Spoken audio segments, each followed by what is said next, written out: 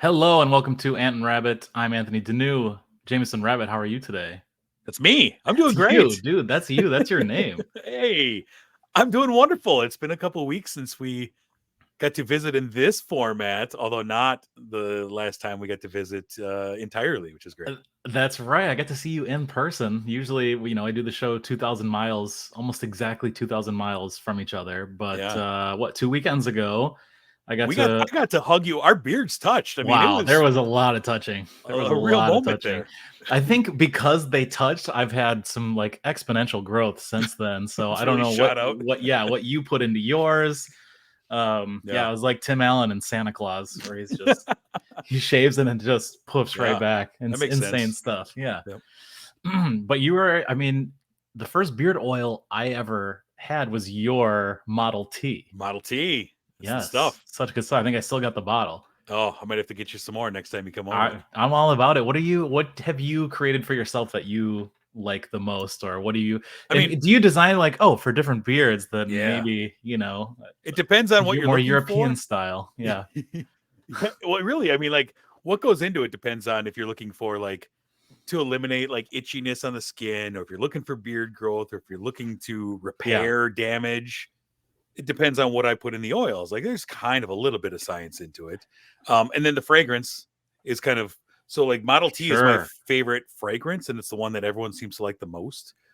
I make a Christmas one for when I'm Santa Claus.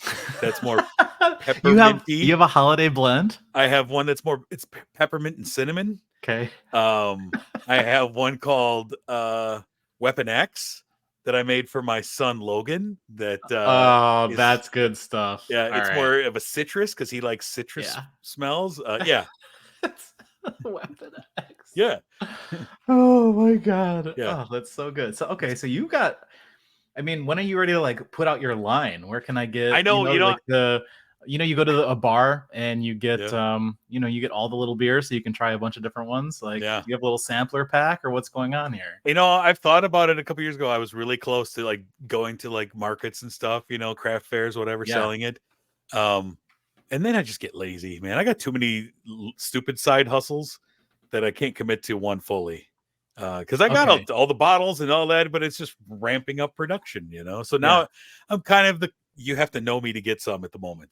People come up and ask me for refills, and I do it like on the one-on-one basis, which is a horrible business strategy. Sort of, but then it's like your product is hard to come by. It's word of mouth. It's Right. like you're getting, the demand is high potentially, Sure, sure. and the supply is on the down low. It's all So limited supplies. limited supply. Absolutely. Yeah, exactly. Yeah. That's how I So charge good. more because it's limited. Oh, before we get into kind of our main topic for the show, which I'm very excited about, we've been talking about for weeks, you and Yes. I, and putting our list together for this. I saw this week about the Wonka movie with Timothy Chalamet. I Yeah. saw a preview. I wanted a little bit of your feelings, your thoughts towards the fit of him as a young Wonka.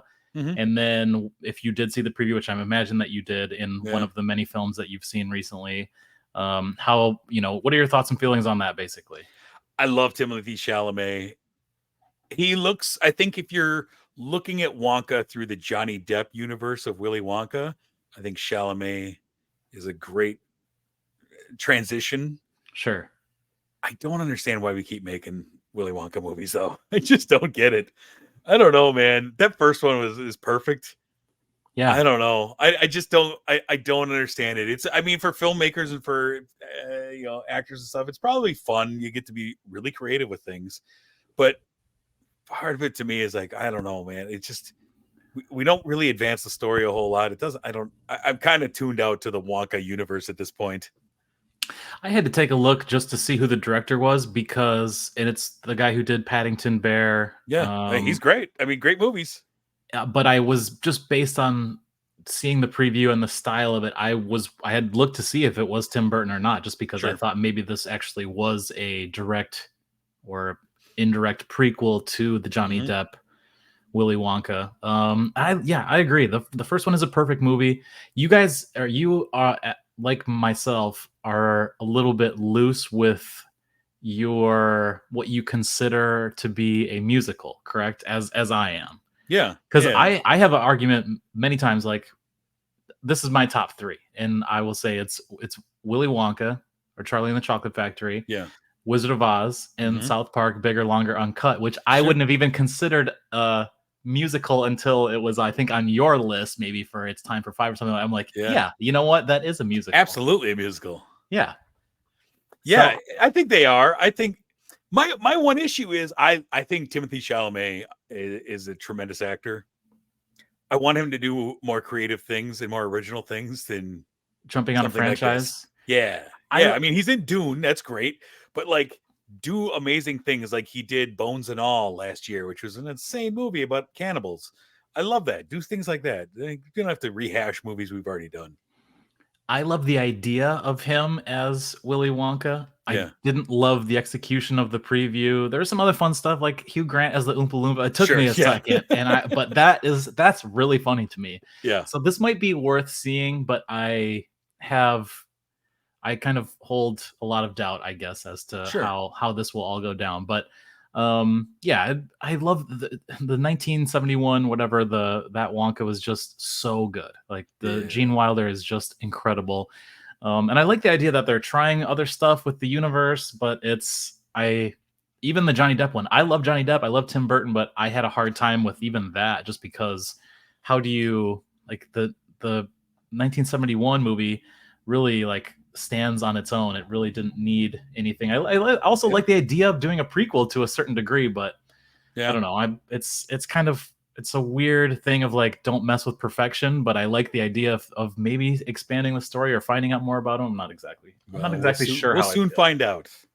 Yeah, so it was. I wanted to confirm it is 1971. I just nice job. You it's pulled it because off I the know head? I did. I pulled it off the head, Impressive. and you know why that is? It's Pop Culture Time Capsule. Yeah, yeah. Doing that show with you and Jeff, and to the point where my party trick in Portland, is that I will tell we'll be out at a bar or whatever, and I'll tell people if you name a movie from the last 40 plus years, I will be within 1 year. I get a 1 year. I get plus a or one minus? a plus or minus 1 year. So you're kind of giving yourself a 3-year window by That's how pretty you good, choose. But if you name a movie, like I'll get it. I mean, and it's like time after time, and to the point where my roommate was just like, yes, he does this thing. He's done it enough where we confirm it's real. We don't need to do it again. That's hilarious. But Good for you. Pop Culture Time Capsule absolutely just ingrained that in my brain. That's good. That's good. Other than Wonka, and any other previews or things that you saw recently that you're getting excited about, or new? I mean, I know we've got the strike going on, so we'll have a lull probably in a couple of years, like you said. Yeah, I mean, I'm just getting very excited because we have Barbie Oppenheimer coming up in a week. A week from today. As we record very this. excited for that double feature. Yeah, so this has been going on for months now, and I love how really the marketing are sort of playing off of each other. They're pushing that, like, do both. Yeah, they're not competing against each other. The Barbenheimer, like, it's been so much fun. Yeah, let's get everyone's like, and what two polar opposite movies really? Which one are you going to see first? Oh, definitely Oppenheimer. Okay. Oh yeah. Go to Oppenheimer. It's the longest one. It's just the more somber of the two. Yes. See, that's a good strategy. It's all about mood. I screwed this up last weekend, and it was solely out of the timing of the movies. But last weekend, I went and saw Joyride, which is a great comedy. I had a lot of fun with it. Really enjoyed it. And then, because of the way the timing was, I went and saw Sound of Freedom, which is a horribly depressing movie about child sex trafficking. And I ended up leaving the theater feeling horribly depressed. And I should have gone the other way. Get the tough movie and then end it walking out with a laugh. And that's what I'm going to do with Oppenheimer and Barbie for sure.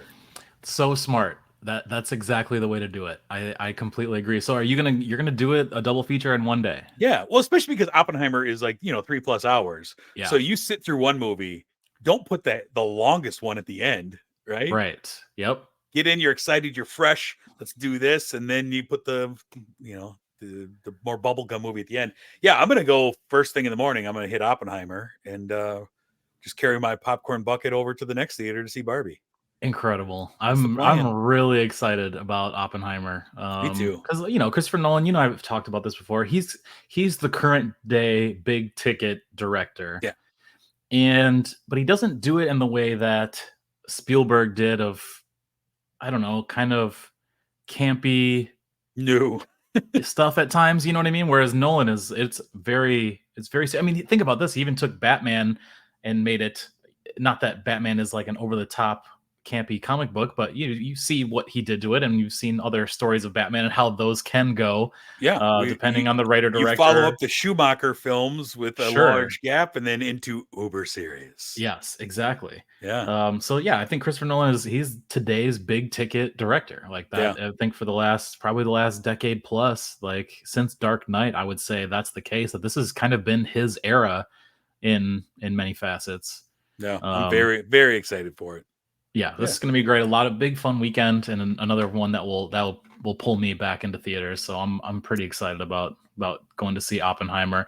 Is Barbie a is Barbie a musical? Because I saw a YouTube ad where there was a big, and of course I'm like, I watched 15 seconds of it, and it allows me to skip to see my bass playing video or Yeah. whatever I'm looking Yeah. at, and I couldn't stop watching, and it was just Yeah. Gosling doing a song and dance and the whole thing, and I was like, I couldn't skip skip the Yeah. I ad don't to know get that it to. is a musical. I've been trying to shy away from reading too much about it because I Good, want to I just agree. go in, Yes, yep. And so I've just kind of seen some things in the one trailer. I'm sold. It was on my most anticipated list at the start of the year. Just because I love Greta Gerwig as a filmmaker and the cast, and it's fun. And then today I see an image of John Cena with his long flowing locks in the movie. I'm like, what's really going on Oh here? my god, I didn't know that, but Yeah, that's yeah, great. yeah. I see that when I open my phone today, I go in, there it is, John Cena. Like, of course he is. Yeah, I don't know. I don't know if it's gonna be a musical or not. I guess we'll find out in a week.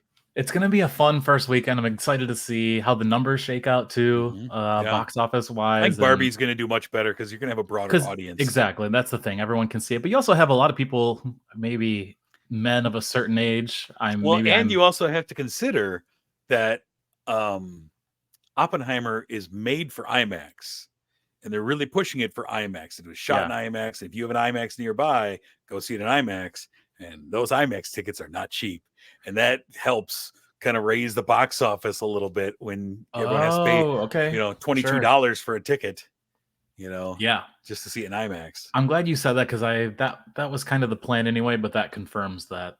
And I'm hearing like the reels of it are 600 pounds or something crazy. Like, Yeah, I think the clip I saw was Nolan staying there. He said the IMAX roll is like 7.5 miles long and like 700 pounds.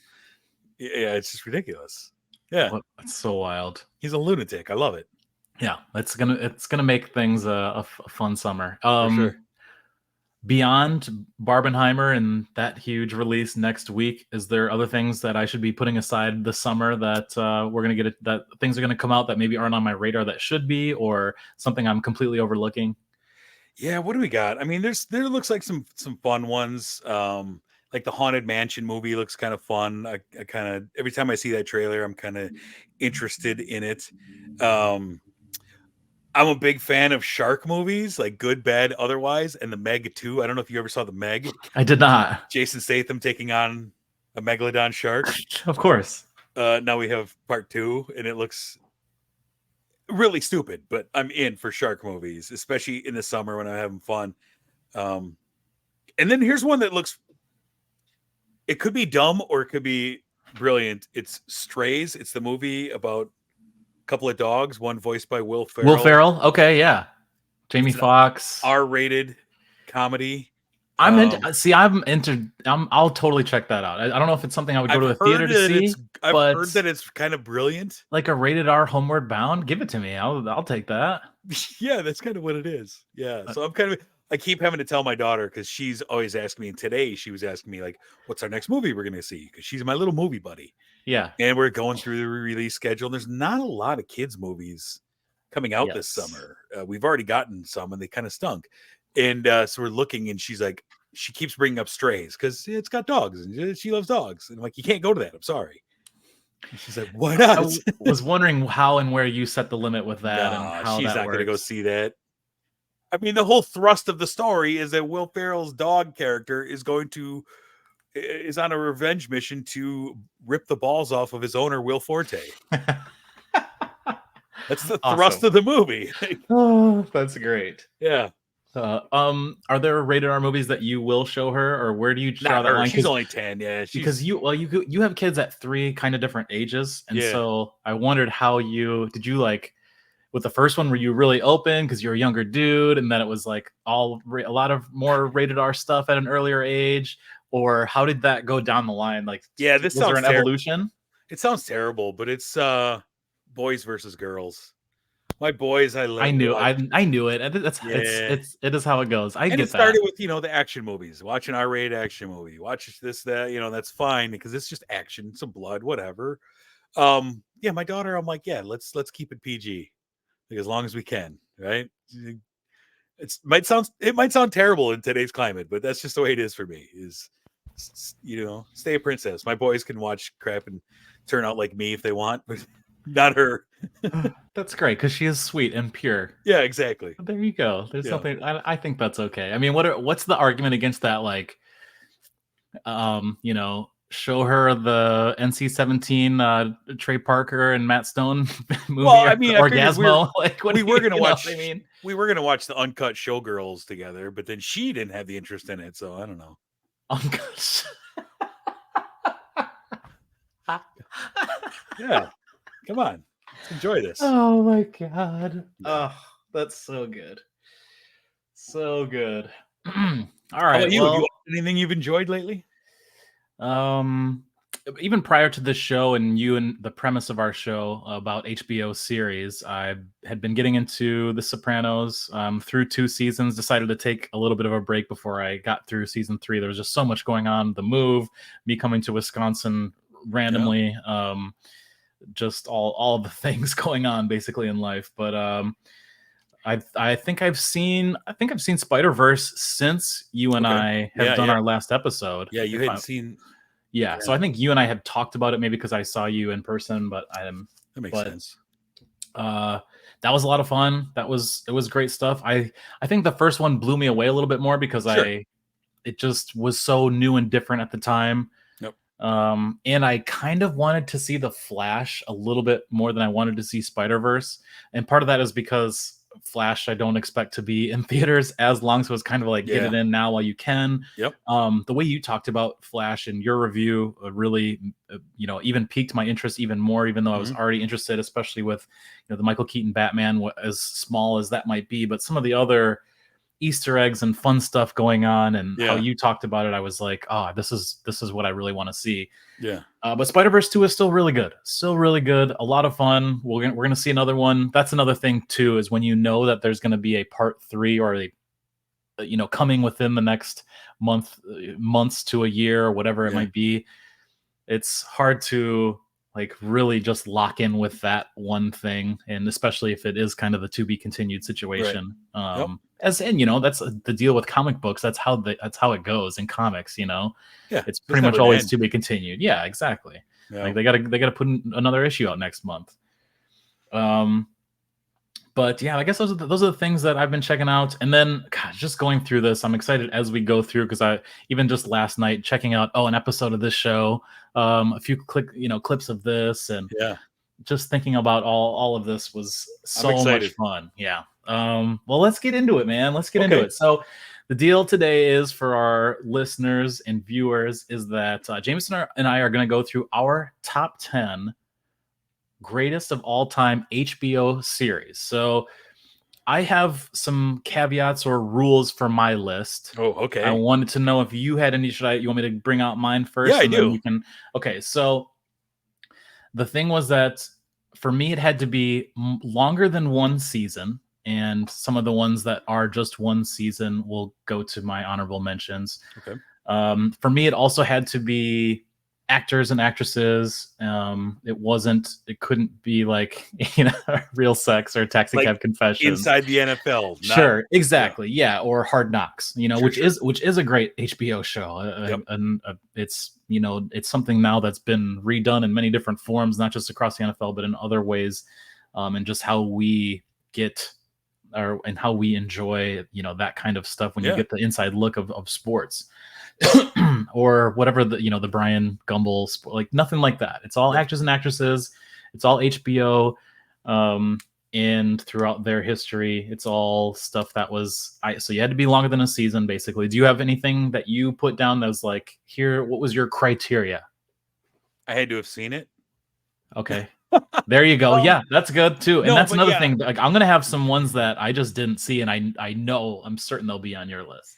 Yeah, I mean, I have, I had to have seen the majority of the series. There's a couple of them that I've lagging behind on, but same thing as you, actors and actresses, no, real sports, whatever. Yes. Yeah, that's about it.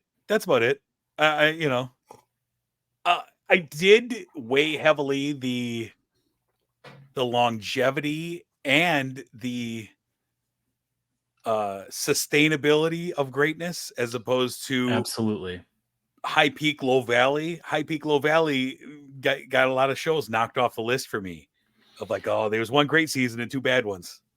I know exactly the show that you're like. I feel like I know the show you're talking about. I would say that, yeah, I mean, I have a couple that are in there that maybe have less seasons or didn't have the high peak or the longevity, like you said. But typically, that's what I'm ranking on here. Sure. So that did weigh heavily, but there are certainly some ones that are just so good that they could not go unnoticed. Yeah, I have a couple of those as well. Yeah. But yeah, there's God, it's funny that you mentioned like a show that lasts only a few seasons. One of them is, some of the best stuff you've ever seen, but the other two are, okay to awful. Yeah. So I'm so pumped about this. We've been talking about this forever, and so we'll get right into it. And then another thing that you and I did is that we have our predictions. I have my list of what I think your 10 is, and you have a list of what you think my 10 is. We'll get into that later in the show. Okay. I'm going to start things off with my number 10. And this is the one form of me cheating is my number 10. And I'm going to call it the McBride programs. Okay. So these are the Danny McBride television shows on HBO series. First and foremost, the one for me, Eastbound and Down. He plays Kenny Powers, basically almost like a cartoon version. I mean, it's live action, but like a cartoon version of John Rocker. Yeah. Just a really offensive, awful human being, baseball player, athlete who's been given everything all his life. And now that he doesn't have the ability to throw 100-mile-per-hour fastball, is really just left being this awful human being and trying to work his way back, and has not lost his cockiness though. No, exactly. But he's an awful human being, but he plays this character so well, and there's just so many other fun cameos. Had Craig Robinson to Will Ferrell, even at the same time. That's one of the greatest bloopers ever. I feel it in my plums. Where Will Ferrell is right in between, Craig and Danny McBride, and those guys cannot help but laugh at Will Ferrell at this character at the car dealership. Jason Sudeikis as his catcher Shane for a few episodes in, I think, season 3. Adam Scott is on there. Matthew McConaughey. I mean, there's so much. Don Johnson plays his dad. It's just such a funny show. Marilyn Manson he was one of his favorite shows, and he's even I think a waiter at a bowling alley or something on an episode. And if you don't know it's Marilyn Manson, I think you would look right past it. And I mean, I think it took me a second to be, whoa, wait a second, rewind that. And there, sure enough, Marilyn Manson. And I think he even dressed up as Danny McBride from the show. Perfect. Kenny Powers in a photo shoot. Then along with Eastbound and Down, The Righteous Gemstones, which is a show that's currently ongoing. I think it's in season 3 right now. It started season 3 recently. Yep. I think it's on 4 or 5 episodes through season 3, because that is a weekly release, if I'm not mistaken. Another kind of thing that we have for the show, right? Righteous Gemstones, once again, love McBride, John Goodman. The guy who plays Keith on there is just so funny. And I can't think of the guy from Workaholics. Adam Devine. I was going to say Adam. There you go. Adam Devine. Plays the youngest brother. Yeah.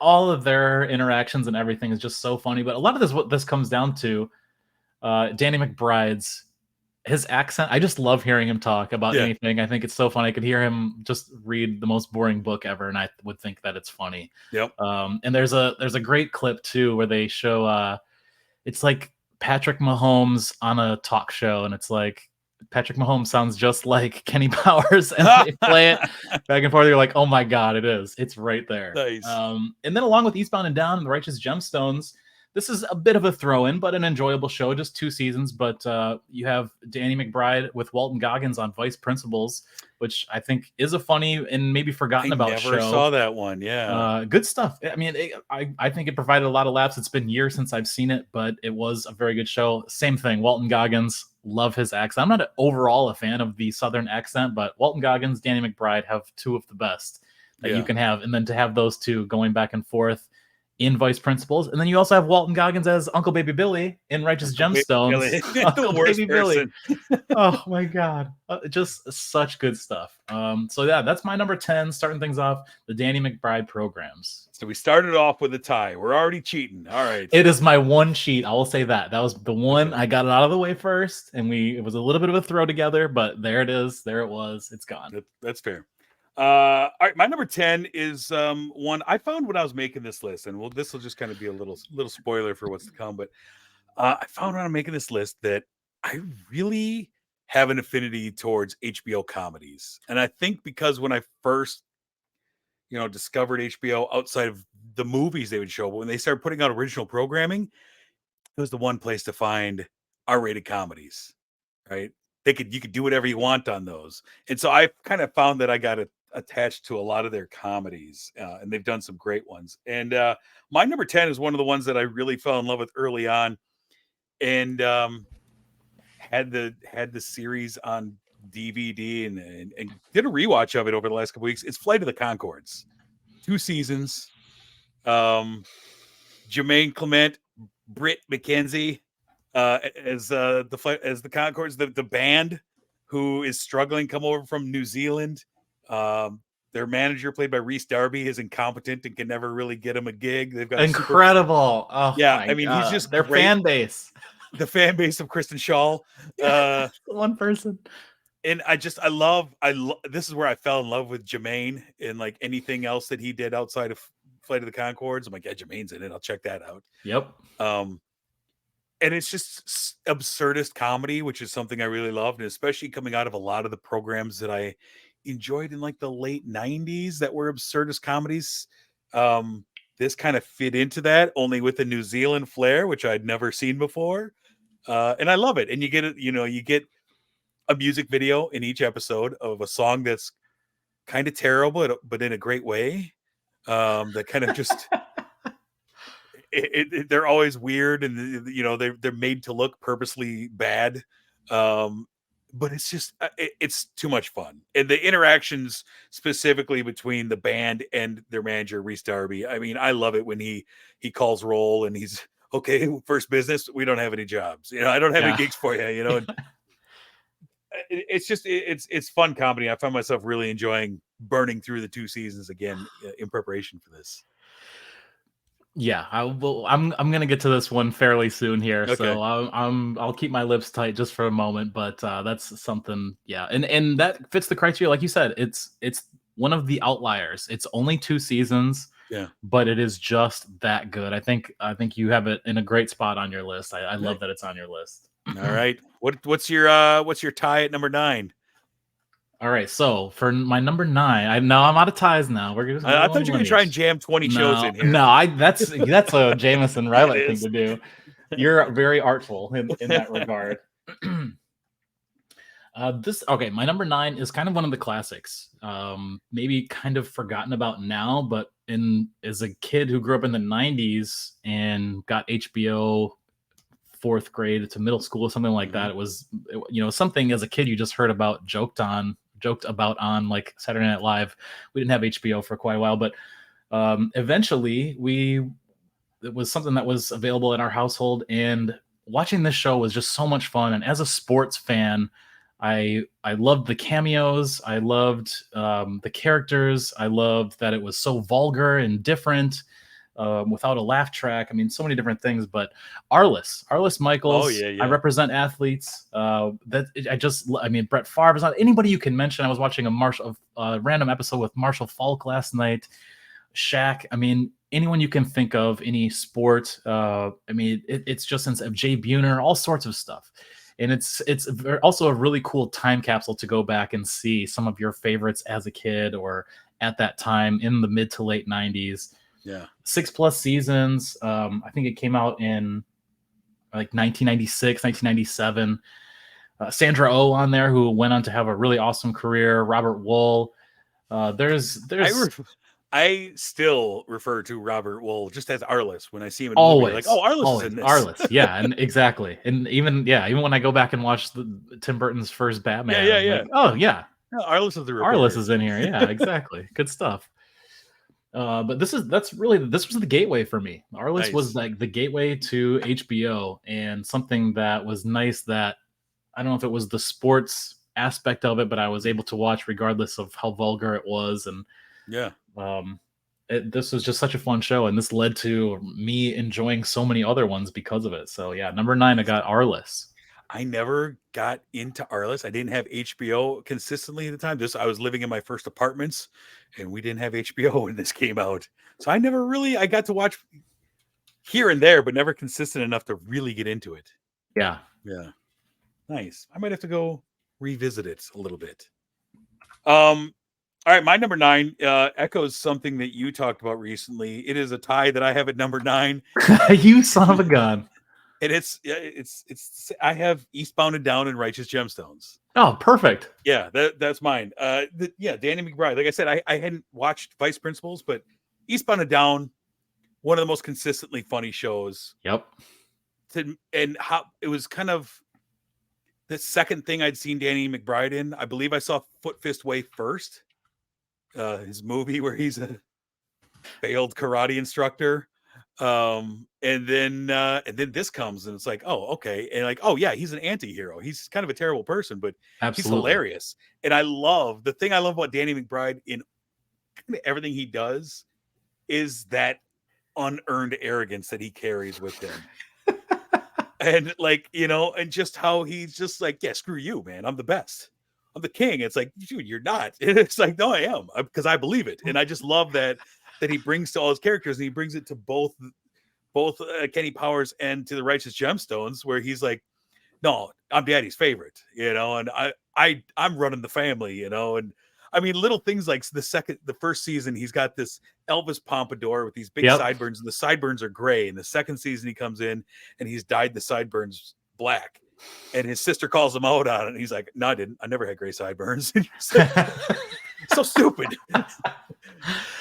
And yeah, I love his interactions with Walter Goggins in Gemstones, and with Stevie in Eastbound and Down, and how he just abuses poor Stevie, and Stevie is such a sycophant for him. Yeah. Like, you're the king, Kenny, and it's so funny. And Eastbound and Down is another one of those, because I didn't have HBO at the time. I was just buying the seasons on DVD, so I could just keep revisiting them. And yeah, absolutely. 2 great shows. He's so good in everything, and then goes on to become a great director as well. Like, I'm all aboard Danny McBride. Oh yeah, okay. What has he directed? Well, he wrote, actually, I guess it would be more of a writer, because he wrote the new Halloween movie, the first, the one that you and I went to the theaters to see. What? Yeah, Danny McBride wrote that. Oh my god. Yeah. And so that's he's been crazy. Yeah, and there was a sci-fi movie in the last couple of years too that I really enjoyed that he wrote. He's kind of been focusing in on that. And he was in the Aliens prequel, the first one, Prometheus. Yeah. I only saw that movie once in theaters, but I remember him being in a ship. Okay, yeah. I'm looking at, wow, he wrote 3 Halloween movies, Righteous Gemstones, Vice Principal, Eastbound and Down, Your Highness. Your Highness. Yeah. Yeah, I didn't know about the Legacy of a White-tailed Deer Hunter. Oh yeah, that's what it was. Legacy. Yeah, that's a good movie. That's So yeah, insane. Okay, I love that. I I love love that. me some I'll have to Danny check some of McBride. that out. And I got to. Absolutely. So I tore through Righteous Gemstones for this rewatch. Started from the beginning, burned Yeah. all the way through, and got caught up just the other day with the newest episodes. I love it. I love it. It's so good. It's so much fun. What I love about it too is that, I mean, you look at the first 10, 15, almost 20 years, maybe even more of HBO comedies. This one has a budget. Like this one has the machine behind it. And I haven't seen the entire series, so maybe I don't think I'm getting ahead of myself though by saying like this one they really went all out. I mean, to bring in the cast that they did and have John Goodman, and then And I they don't know, do. it's They. just I mean, so well produced. they do flashbacks where they de-age John Goodman and Eric Roberts to tell their history together. Like, oh, we're doing de-aging on John Goodman. Awesome, let's do it.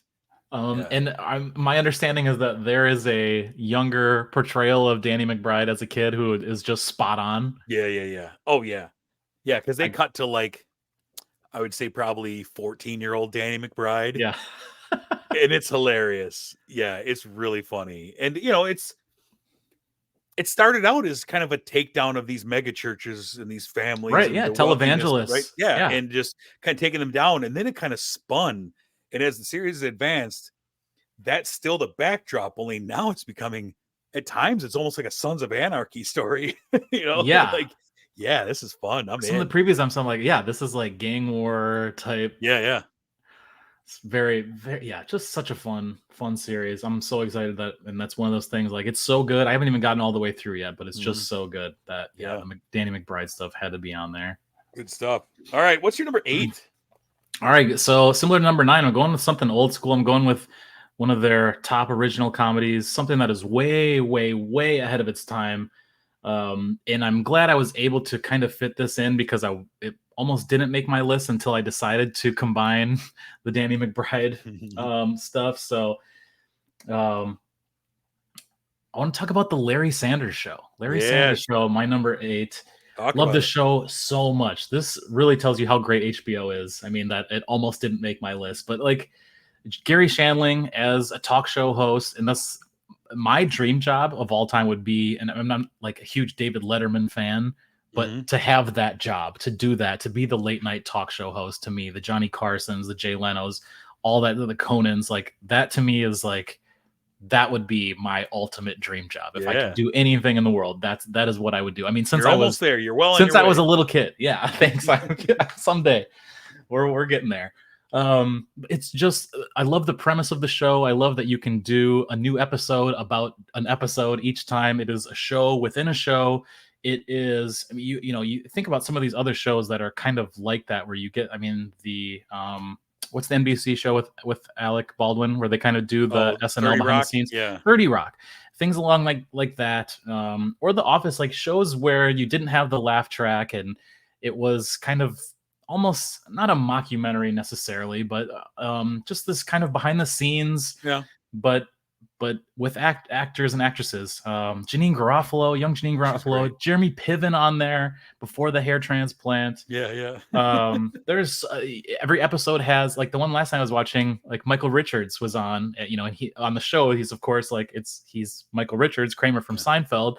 And I think those shows were actually shot at the same lot. So there could be some borrowing, and there's stories of Gary Shandling and then Larry David, like giving each other jokes, at lunch breaks and stuff like that. And I just think all that stuff is so cool. You got Rip Torn, Jeffrey Tambor kind of as the, God, who was the Jeffrey Tambor, very much the Ed McMahon. Yes. Thank you. Yes. Hey-o. Hey now. Hey now. Yeah. Don't be flipping around. And then sometimes Gary Shandling, like sometimes I'm like, oh God, but sometimes he is just so perfect.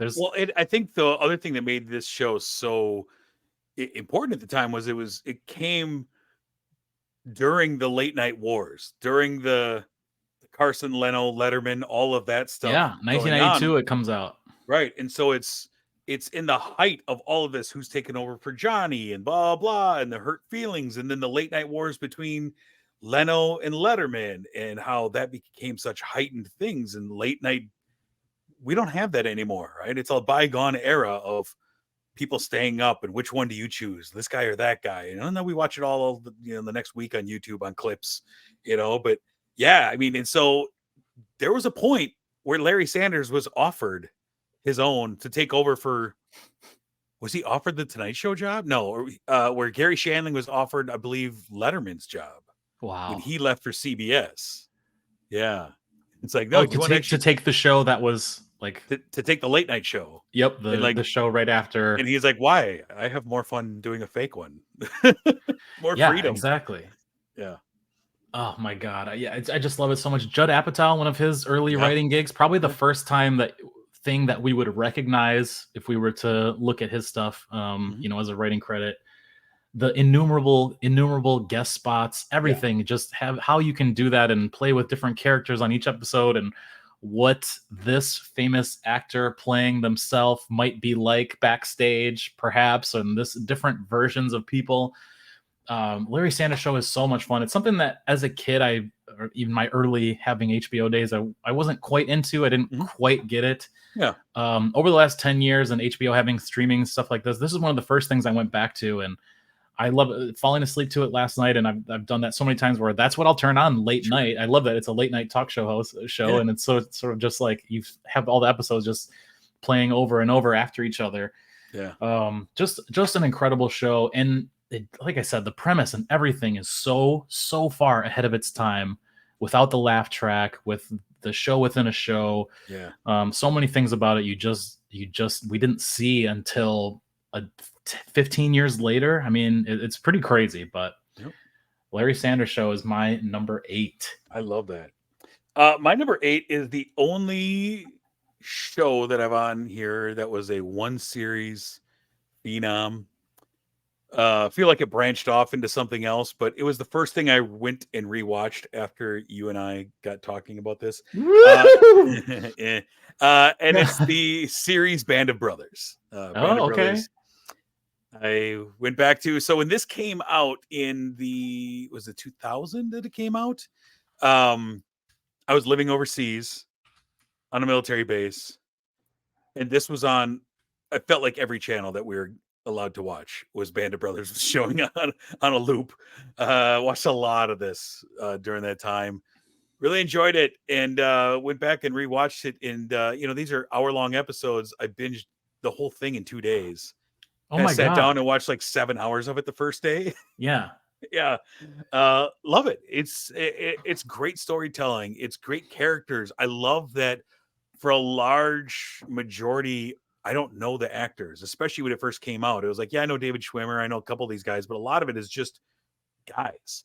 And I like that because then I can get more invested into the story and into the unit of Easy Company without seeing them as actors playing somebody. And I start to care more about these guys because I only know them as these characters, which is pretty cool. I love that thought and how that works. So, and why directors are often looking for unknowns to cast unknowns. And I totally agree with you.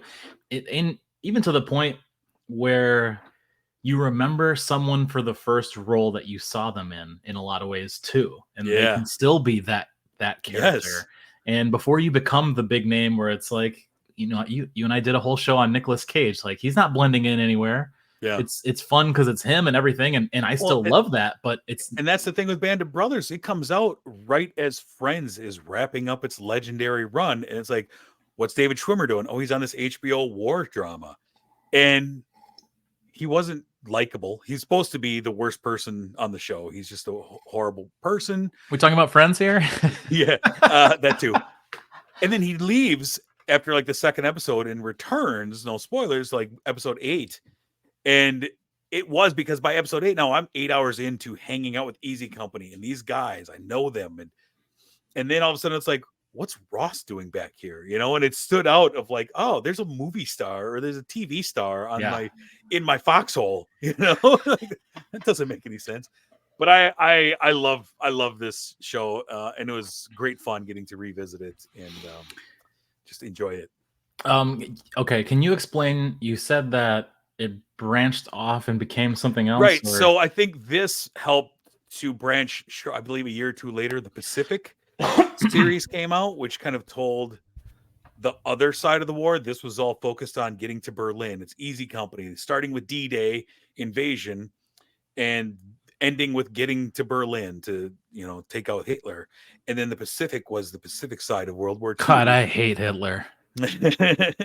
uh, and so the Pacific kind of came, I think, 2 years afterwards and was kind of a cousin to this.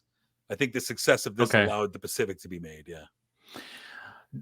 Before we move on, just like timing wise, a lot of people in that era, like mid 90s to early 2000s, it seems to me a lot of people will say it's like Saving Private Ryan and then Band of Brothers, or like I mean, it's right up there for a lot of people. Yeah, I mean, well, this is a time like there's like a 5-year span where you have Saving Private Ryan, you have Thin Red Line, you have Schindler's List, you Thin have Red Band of Line, Brothers, yes.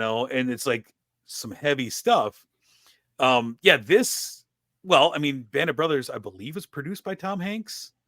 I think that is the case. There's a couple of guys in there that cross over between them, a couple of very background characters from Private Ryan that are in Band of Brothers. And so you see it shares a lot of DNA. Just the feel of it, the look of it, like it does share a lot of DNA between the two of them. Yeah. And it's, Yeah, that's telling a similar but different perspective of the same story. so that's one of two things I think that will come up throughout our show that I haven't watched but really need to. So I think there's another big one on here. All right. That I can't wait.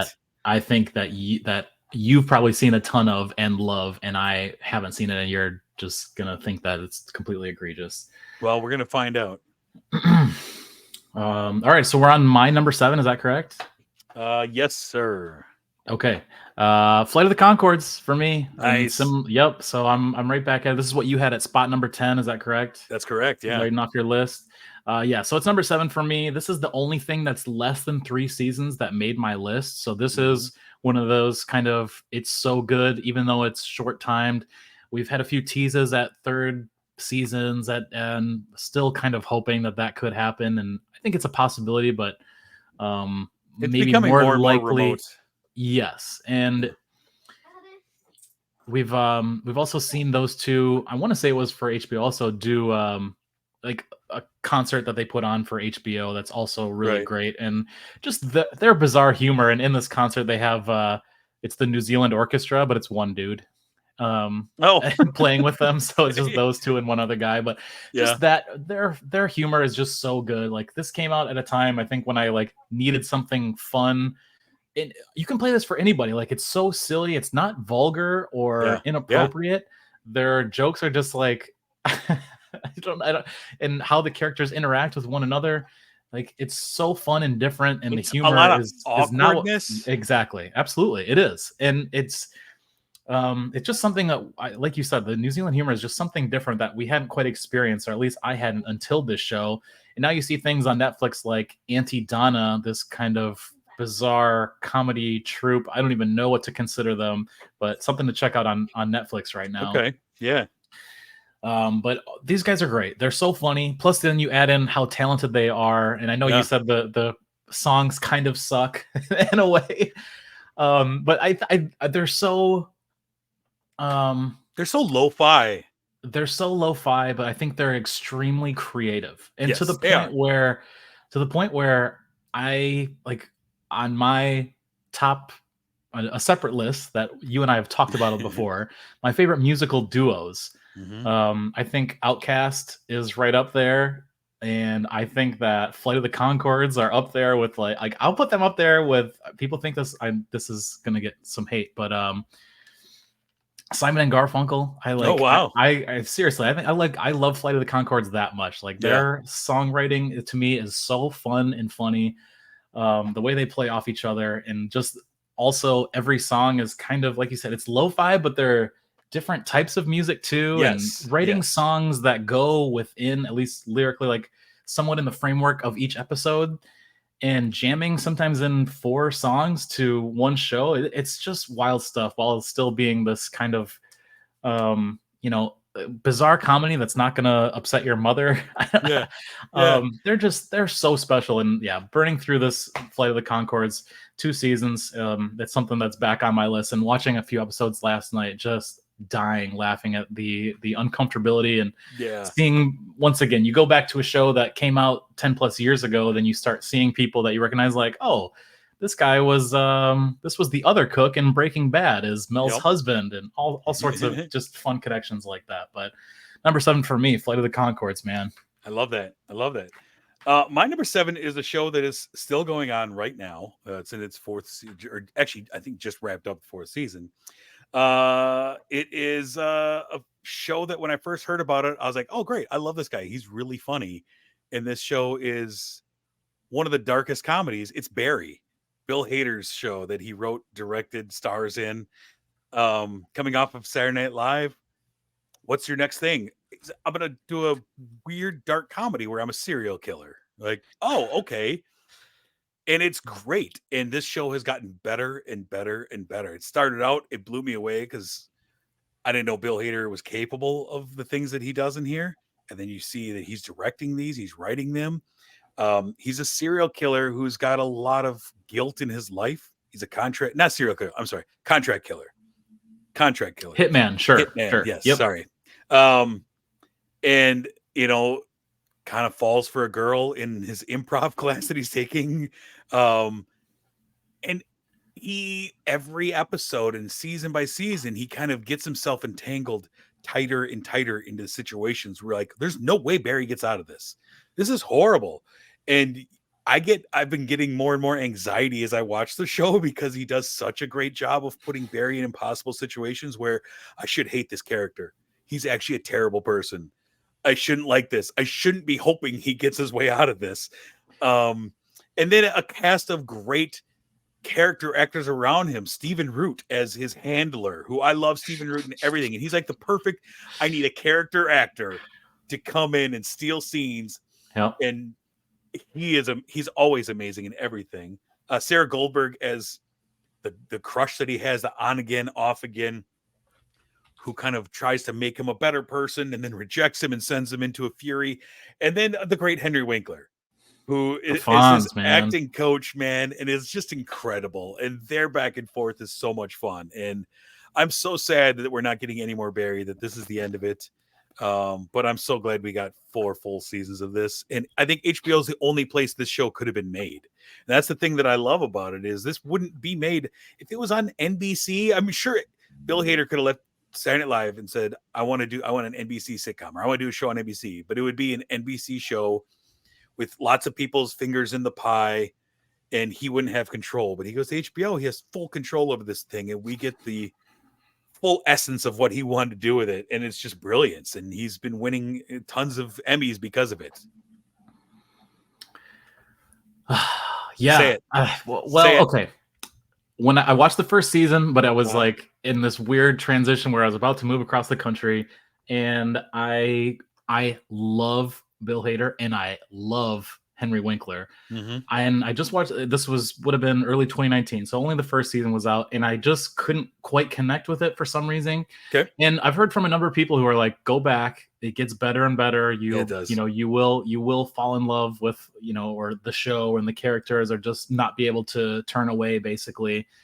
And so it's something that I kind of have put on the shelf, just as I know I'll come back to it, because there's no way I could not watch Bill Hader, who I think doesn't really, people are sort of just like, funny guy from SNL, not really understanding how incredible, how intelligent, his performances and everything. I think he's remarkable, his range of characters.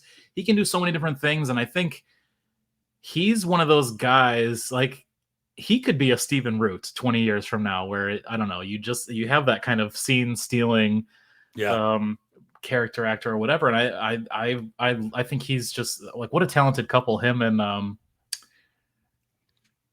who is the blonde Target lady from SNL? Oh, Kate McKinnon. Thank you. No, not Kate McKinnon. Sorry. Kristen Wiig. Kristen Wiig. Thank you. Yeah, yes, Kristen Wiig. This show reminded me, incredibly talented couple. What the hell? You saying that you had a hard time getting into it. This show actually, it makes sense, because it reminded me a lot of how I felt when I watched Breaking Bad. How it took me a couple of tries to get into it. The first couple episodes, I just couldn't get traction with it, and then once I finally, I think it took me to the third attempt of watching Breaking Bad, where I pushed past the first couple episodes that I wasn't fully invested in, Yeah. and then I was the hook was set, and Yep. that's Barry was similar for me. Okay. And that's why I haven't totally put it, like, oh, I'll never watch this again. Like, there's just too much going on there. And in the way you talked about the premise too, like, I would watch that show even if it didn't have characters I love, if you Yeah, gave that premise to me. sure. And it really is an incredible premise. And then you add in who's there, who's doing the writing. Bill Hader really having his first chance to really do something that he wants to do. Yeah, And now that it's wrapped up, like, I'm excited to see what he does anyway, regardless of whether or Yep. not I was able to get into it or not. Like, he's just so one of the funniest people right now that we've had. absolutely. Absolutely. All right, that was my number 7. Okay. What do you got? Look at Number we're 6. just running. I don't even time wise. I knew this was going to take a while, but we're not even halfway through, and we're almost to an hour. All right, number 6. This is a 3-season show. I haven't watched the 3rd season. The 2nd season got quite a bit different, and I know I'll go back and watch it, but I was another one that I'm upset about. They took it off of HBO, at least streaming on Max, but you can find it other places, and usually for purchase, sadly. But Westworld is such a great show. The first season is one of the best seasons of TV you will ever see. I mean, Anthony Hopkins, Jeffrey Wright is incredible in a number of HBO shows. But there's, I don't know, some of the, I don't want to give away spoilers for some of the things that happen with the characters and some of the ways that things are tied in together, but it's almost like watching a few different movies at once. Like, there's so many different storylines going on that that you're so interested in, and every episode is just like, it's, as that first season like stands alone, I think, as one of the best things that HBO has ever done. And you have the Wild West thrown in with the sci-fi combination in there. And I know it's originally a movie, from the late 70s, early 70s, but then became a TV show in the late 70s. I don't know. I only know it as the movie with Yul Brynner from the 70s. That's all I know it as. But this, to me, when this came out 2016, I was like, there's just nothing like that show to me. Like, nothing was like that, especially at the time. And I love strange HBO. To me that they pulled it off HBO recently, because it's not like it was an old show. It's still a fairly recent show within the last 10 years. Yeah. And was successful. I know I didn't watch much of it. I know some people complained about how it kind of tailed off at the end and kind of became something different, but it surprised me when I saw maybe a month or so ago that they were pulling it off of the service. Yeah, and it's things like that are, I know, is that tied into the whole royalty situation and contracts and who's getting paid for what, and part of why we are seeing the strike now. It's, I don't know, it's all a little bizarre, but season 1 was just so good. Like, people should just go watch that. I mean, you don't have to go into it a little bit further. I did into season 2, but fell off, and it just wasn't quite that magic of season 1. But season 1 is absolutely, I mean, I still will. Like I said, I'm going to watch the whole show at some point. Sure. Season 1 stands alone as one of the greatest things that I have ever watched, movie, TV, whatever you want to say. And like, to have HBO with the budget, with the sci-fi, how well they did the Wild West, and the idea of a adult theme park where you basically impart yourself into a different time frame completely, and you get to be whoever you want, who acts however they want.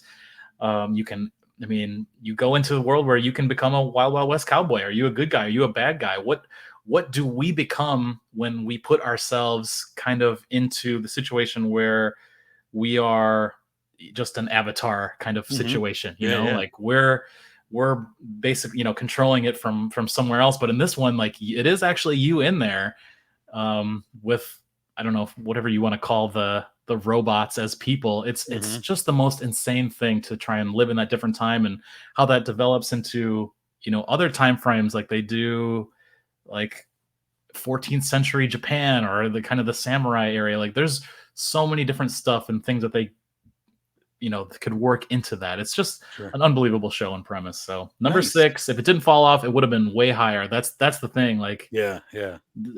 longevity was an issue here, and then also consistency, which is one of our big issues. Yeah.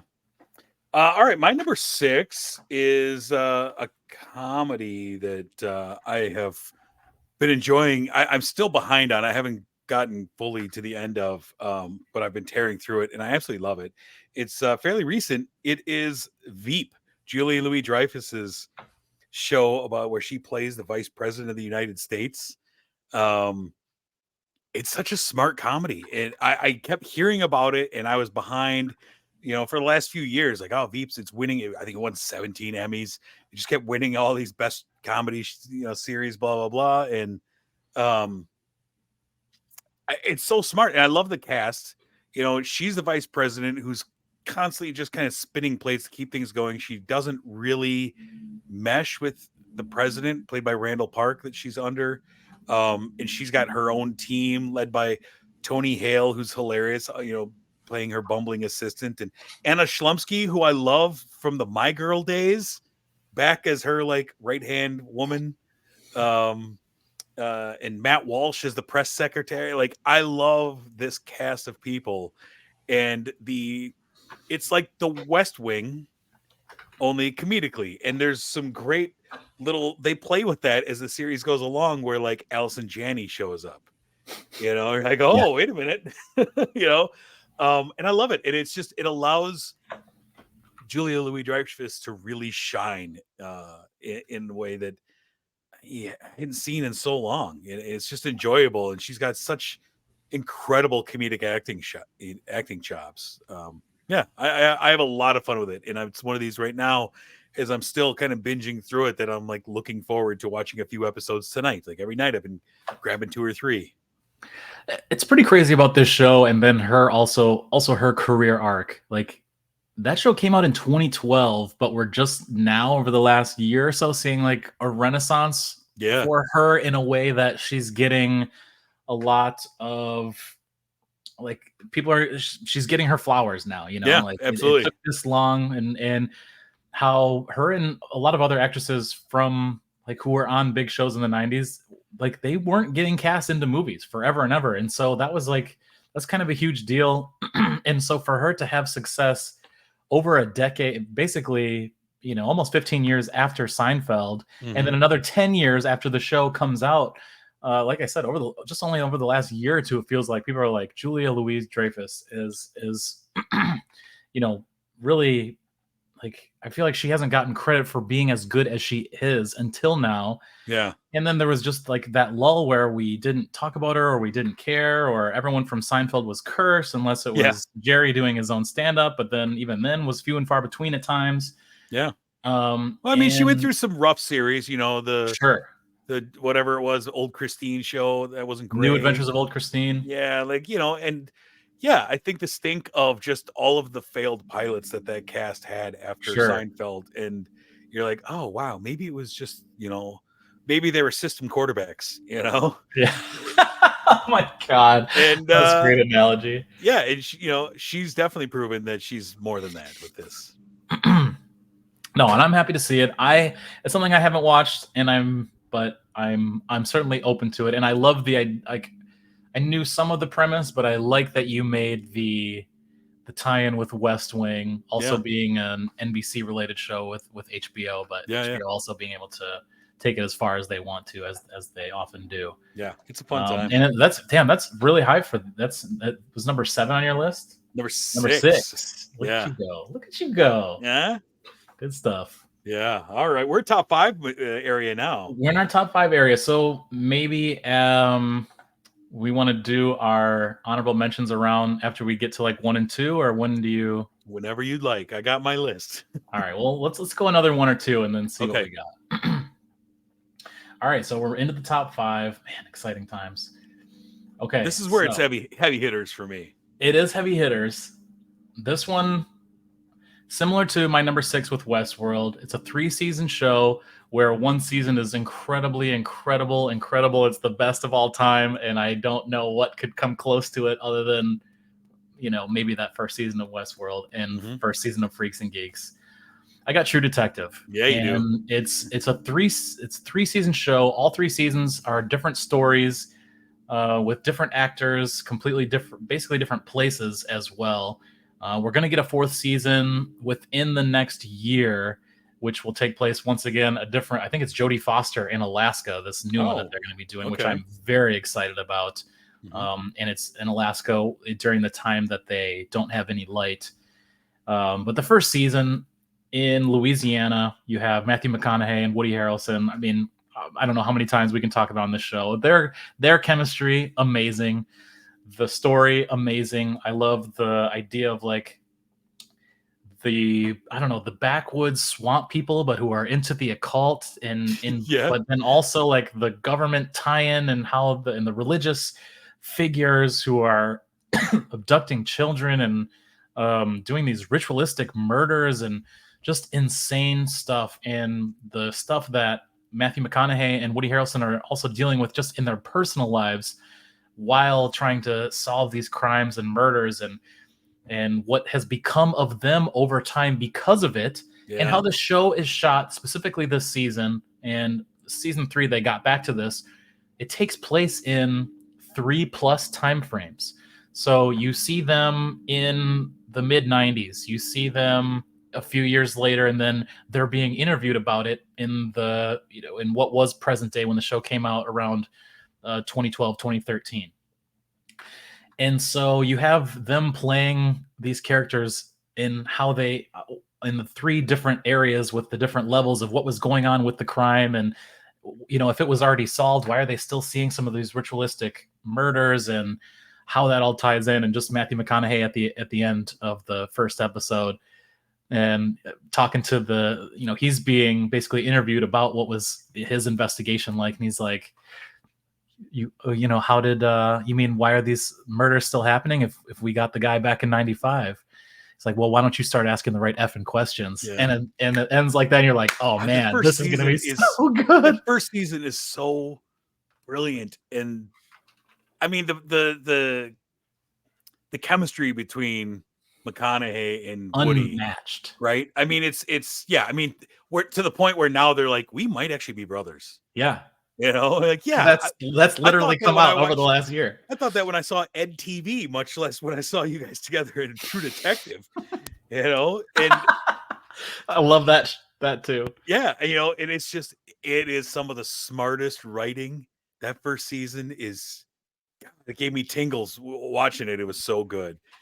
But then conversely, I think the height led to the letdown that was season 2 that just kind of broke my heart. And I couldn't even, and it even had actors I love. I love Vince Vaughn. It just Colin Farrell is in it. And if I'm not mistaken, to the point where I love season 1 when so much. Season 2 came out with actors that I really enjoy and love, and Vince Vaughn.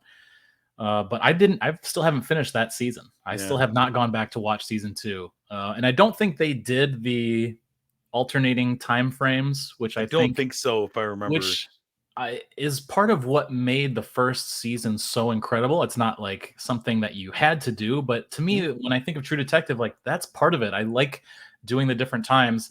And season 3 is kind of forgotten about. Stephen Dorff and Mahershala Ali, a great job. It's a really good season. And had that come out as the first season, that would have been like very highly revered, I think, by critics and fans. I never watched the 3rd season. Oh, it's really good. And the second one left such a taste in my mouth that I'm done. I totally get it. And this would have been late 2018, early 2019 when they did season 3, and they went back to the different levels, the different time frames. And it's back even further, to the point where I think it starts late 70s, early 80s.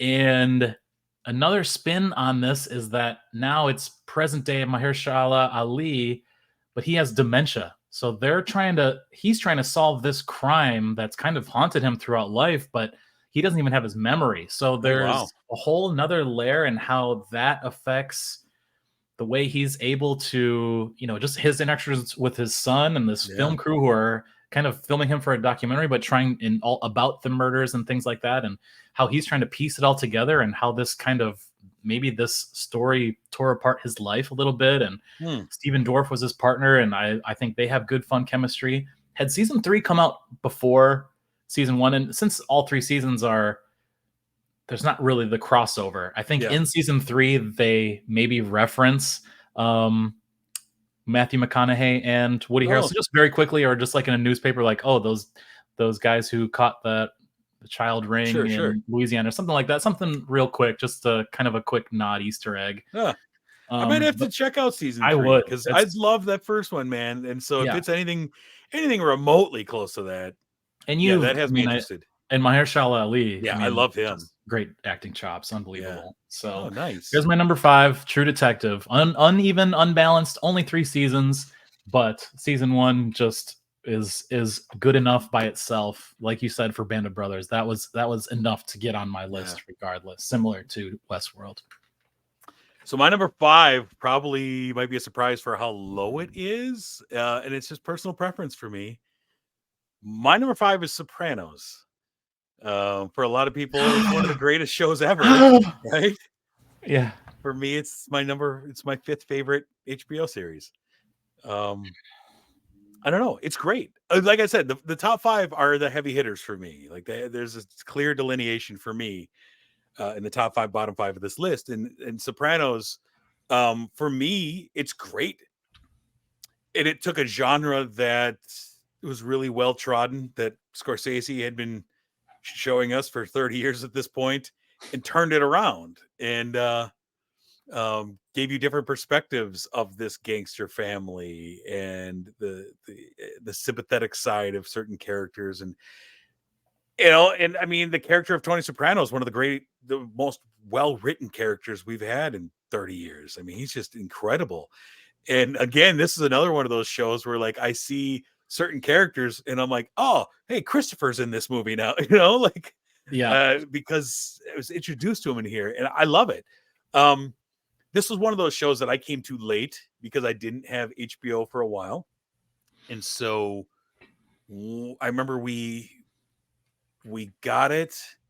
We moved into our house. We got HBO. I'd been hearing about Sopranos. I had no way of watching it. So I went to the library and was renting the seasons.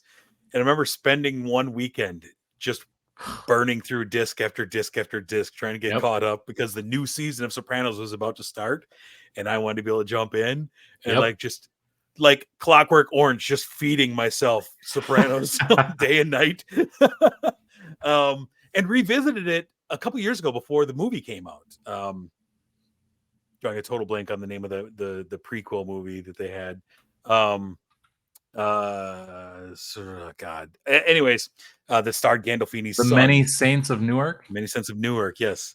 And kind of rewatched a lot of the series for that too. And it's unimpeachably one of the great series of all time. And it's just my personal preference is elsewhere, but I love it. The only thing I would say is I feel like this movie, this is stupid, in my head, just the way my head works, this movie is responsible for us getting Robert De Niro making Analyze This and Analyze That, and I hate those movies so much.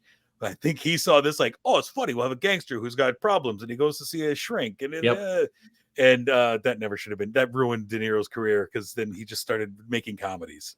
Yep. And I blame Sopranos for that. So analyze this. I'm trying to just get a time frame. They both came out in 99. They both came out in 99. That's crazy. Yeah. Analyze this and then analyze that. Analyze that is just horrible. Well, let's also say, like, something being number 5 on our list, it really is a testament to how great HBO has been with their series. Like, this is not you saying like it's only number 5. There is just so much good stuff, right? Yeah, exactly. Like that's just not the case. Yeah, like it's just that they have an incredible catalog. Yep. That's why we're doing the list. Exactly. All right. Well, I guess we're on to the round of 4. This is one of my favorites that I've put over some of the other heavy hitters at times, and this was kind of my show in the way that I watched it week to week to a certain degree. Then there was something that happened. All right, let's just get into it here. Boardwalk Empire is my number 4. Nice. I love this show so much. This is one, God, it would have been higher, but if they didn't have that incest scene, I'm telling you, this had a chance for number 1. It takes place in the 1920s. It basically, the show starts on New Year's Eve, beginning of 1920. Steve Buscemi is the mayor of Atlantic City. Prohibition is starting, and he's a corrupt politician, running all sorts of illegal stuff. Going like he really runs this town above board and below it, and he runs it kind of through like the Ritz-Carlton and the boardwalk and everything. I just love the premise. To me, at the time, it was supposed to be like a Sopranos in the 20s, and I think it ended up being something quite a bit different, but they did use the names of like real gangsters, Lucky Luciano. There's Meyer Lansky. There's just a ton of them here, and and I don't think it was quite that in the way that the Sopranos could be fun and docile and funny at times. When you think about Tony with the Ducks or Dinner with his Family and stuff like that. And I don't know, Boardwalk Empire just really has this different thing and really turned me on to a bunch of great actors that are some of my favorites to this day. And probably because of their performances in Boardwalk Empire made it onto, or at least honorable mentions when you and I talked about our top 10 current actors. People Michael Shannon, Michael Kenneth Williams, R.I.P. Michael K. Williams, before he passed. It's just like Jeffrey Wright. It's just crazy. And Steve Buscemi, someone I loved coming into the show. That was kind of the reason that you watched it, to see him as the lead man, which we hadn't really got to see very much of. Michael Stolberg as Arnold Rothstein, just incredible performances. Shea Wiggum, who is also in True Detective. There's just so much good stuff going on. The guy who plays Daredevil. Oh yeah, now currently, yes. I loved him on this. He is Irish in the show too, so he gets to use his accent. Kelly MacDonald is just a fantastic, well-written character. Jack Houston, Angelica Houston's son, plays Richard Harrow, one of the most fun characters or best side characters or character arcs that you will see, to the point where he was only supposed to be on the show for an episode or two as the man who lost his face as a sniper in World War I, and comes back to be a hitman basically for these different gangs, or kind of hitman for hire.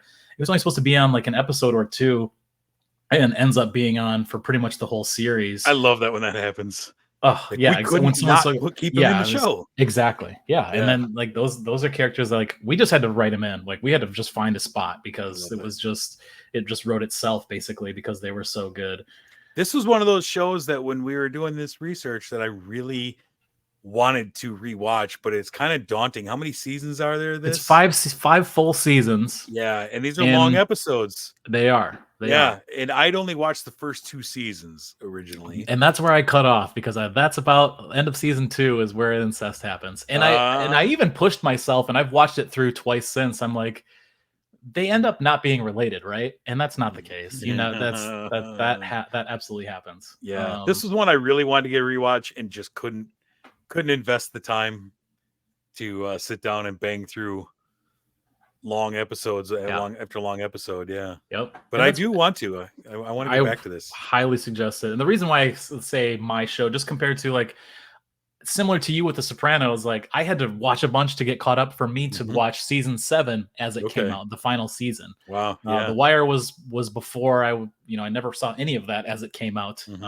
So this is one that I actually watched Sunday nights for most week after week, and followed with the show. And you remember that? So good. Nice. All right, my number 4 is a show that has been going for 12 seasons, and every time you think it's done, there's always an announcement that we might make another season. And it's Curb Your Enthusiasm, Larry David's show that has had ups and downs, but it is Larry David makes me laugh like few people do. He's willing to make himself the least likable character in his own show, make himself the point of derision and hatred for so many characters. I love this show is filled because Larry David has been so successful. He's able to get basically anyone he wants to come on the show, oftentimes playing versions of themselves.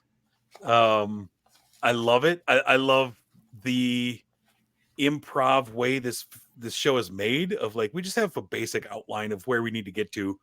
You, the actor, you figure out your part, like how you want to get there. We'll just go with it, you know? And I love that freedom. And there's just some great characters. Like I always loved when they had the late great Super Dave on there as Marty Funkhauser.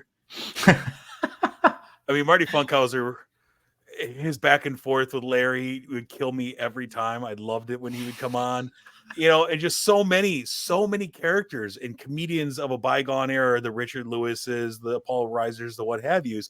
Yes. He also was able to get the Seinfeld cast reunion, which was huge. That, I mean, and did it as a season. Yeah. And it's just great. And then just the way he can turn little things, it's changed the way I see life around me, where I see little faults and little things that happen. I'm like, oh, that could be a whole episode of Curb. Like that little grievance I have with that guy driving. Yeah. Larry David could turn that into a full episode and, you know, and make himself a sympathetic character, a hated character, and back to sympathetic all at once, you know, his back and forth with Jeff Garland's wife. And just their constant hatred for each other. Yes. I love it. And the only thing that draws back for me is I really have never been a fan of Cheryl Hines, who plays Larry's wife for the first 6 seasons. Yep. Can't stand her as an actress, and I don't like her character in the show for the most part as the wet blanket. I've never been a big fan of the wet blanket characters in you know, marriage shows, but yeah, I love Curb so much, and as long as he wants to keep making them, I'll wait 2, 3, 4 years between seasons if that's what it takes. Like I'm always invested in him. So good, such a good show. It is. Yeah, I mean, you get Ted Danson. I mean, Ted Danson's like, yeah, I'll come play a jerk version of myself. Why not? I'll be Ted Danson. Only I'll be kind of unlikable for a lot of it. Yeah, great. Like so few actors are willing to do that to themselves, to poke fun of themselves to that level, but they see, yes, well, Larry's doing it. Let's do it. It's going to be hilarious. Yeah. Oh, yeah. So good. So good. All right. Yep. So we're getting to our top 3. There we are. And this is where I have Sopranos. And once again, like, it's not a slight at them. Most people probably, a ton of people would have this as number 1. And I get it. It's the most iconic. It's probably the one that has sold like the most merch or is the most probably profitable from, you know, doing things like that. Like, I don't know, coffee mugs, t-shirts, anything. Like there's Twitter accounts that are still Sopranos stuff. Like it's still like very much in our pop culture. Yeah. You got a blue moon. You got a blue moon in your eye. Wow. Nice. Yeah, you can tell I've been watching. Yeah. And the difference of me watching it as a teenager and then now in my mid-30s, like I like I said, the kind of docile stuff with his family more than I even like them going to kill the, you know, big pussy or whatever it might be. You know, there's and same like there's guys on there that you only see that you're like, oh, I remember them from The Sopranos, but before that it was like, oh, this guy from Goodfellas, and they just try to pack as many people in as they can, and kind of like the overturn and the different little cameos. Scorsese, just, you know, quick one, like they're trying to, you know, talk to him before he just kind of waves hi quick to get away, but it's like a real, just a little nod at some of the gangster films, and, you know, Christopher Michael Imperioli's character interest in Hollywood, and I loved Drea Di Matteo in this. Oh my god, yeah, I mean, such a big fan. This made her a star to the point where she got the Friends spin-off show. She was one of Joey's many sisters, and she was on. Yeah. I mean, she was one of the stars of Joey, which was like a massively publicized show. Like, this is the first spin-off of Friends. Get the chick from Sopranos. Like, man, absolutely love her character on there, and her arc and how that all goes. It's just crazy. You know, you get the Joey Pants season. Yeah. Also, like, just a small thing that is fun for me on the show is like their love of their sort of Americanized version of Italian stuff, and when they actually go to Italy and they're kind of not necessarily disappointed, but it's just not what they thought in the way that they wanted, or how they want something cooked the way that they're used to it. Back in the Northeast, and just so much fun stuff on there. And I mean, it's The Sopranos. It's like a classic, iconic, everything. Like, there's a reason why it's such a big deal. I love it so much. It's good stuff. It's a very fun show. My number 3 is a drama that I fell in love with. I've watched this series through maybe 4 times. It's Deadwood. Set in the 1800s, Deadwood, a rough and tumble mining town with some great characters. Like, this is where I was really first. I know he'd been an actor for 40 years. This was where I first met Ian McShane as Al Swearingen, the owner of the Gem, the saloon and whorehouse. Timothy Olyphant as the on again, off again marshal in town, and John Hawkes as his partner. 2 guys who come into town to be businessmen and find themselves having to be the marshals. Love them. Timothy Olyphant was awesome. And just filled to the brim. And every time I do a rewatch, I find more people in here that have gone on to be huge stars. Like, you have young Kristen Bell in the 2nd season of this, I believe, coming in as a lost girl with her brother. I love Stephen Tobolowsky has a kind of recurring role in the series. He's great. It's wild stuff that happens in here. Great writing consistently through all 3 seasons. The character of Al Swearingen, he's the mustache twirling villain. He's the guy tying the damsel to the railroad tracks, but you root for him because they'll bring in even worse people. All of a sudden, okay, let's bring in Powers Booth. He'll open up a casino next door, and he's an even worse person. So now suddenly you're rooting for the guy who was the villain to your heroes 4 episodes ago. And now you're like, well, hopefully Al can fix this guy at least, and it's such a great job of turning allegiances. And the character, Timothy Olyphant's character of kind of the white hat Dudley Do-Right as he comes into town, and how he really changes, and how he shows a lot of shades. And there's times, especially like in season 3, where you're like, man, this guy has kind of lost his path. And it's John Hawkes' character as his partner who has to kind of be the moral center and kind of bring him back. And it's great. And then they had the movie, 3 seasons in a movie. The movie greatly disappointed me. It came out years after the final season. And this is another one of those shows, like, I feel like every 2 years I read a piece about, they're going to do another Deadwood season. Or, they're going to, I don't think it's ever going to happen. They made Do you root for it? No, I don't, because I did originally, but then you saw the movie. They made the movie, and it just felt like a long episode. Like, it didn't do anything. They brought everyone back. That was awesome that they're able to get everyone back, but it just felt like a really long episode, and like didn't do a lot for me. And I was really disappointed in that. Like, you spent a lot of time and energy bringing people back, and then it's just ho hum, So I kind of forget about that. And, when I do a rewatch, I don't worry about the movie. I just burn through the 3 seasons, and it's just entirely. You don't end on the movie. Nah, I just leave that alone.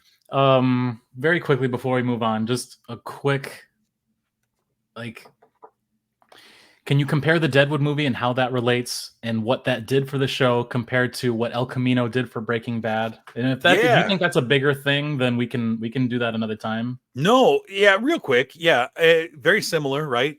Come out years after the end of it. People want more of that show, blah, blah, blah. El Camino felt like it had a purposeful story to tell, which I really enjoyed. It knew where it wanted to take these characters. I agree. And I really dug El Camino a lot because it felt like we have a way, a place we want to take these characters to and to leave them at in your memory. And whereas Deadwood just felt like they celebrated the achievement of being able to make the movie and get the cast together. and like that was the Yes, victory. sure. It was like So almost like the reunion show, as opposed to kind something of that did something to in a finalize. sports vernacular, it's like celebrating that you won the NFC championship. And it's Yeah. like there's still one more game to play. Yep. And that's what this felt like. It was like we're celebrating that we got everyone here and we got the funding and we're gonna make it. And then whatever happens is gravy. And Um, that's kind of the difference for me. is El Camino sort of a gold standard when it comes to a movie after a show? I'm sure there is a couple other ones, but I'm Yeah, I having mean, a hard time. top ahead, yeah, yeah, it's one of the few that really works.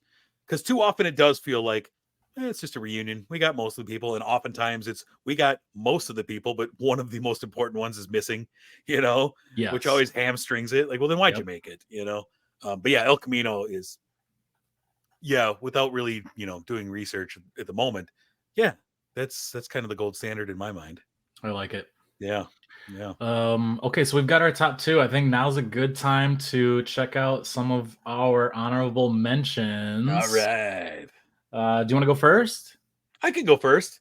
All right. I have a few. One of them is a show that, man, I loved when it was on. I didn't stick with it through the whole thing, probably because we lost HBO at the time. That's a recurring theme for me. But it also this is another one where characters to this day I reference them as that's the guy from Oz.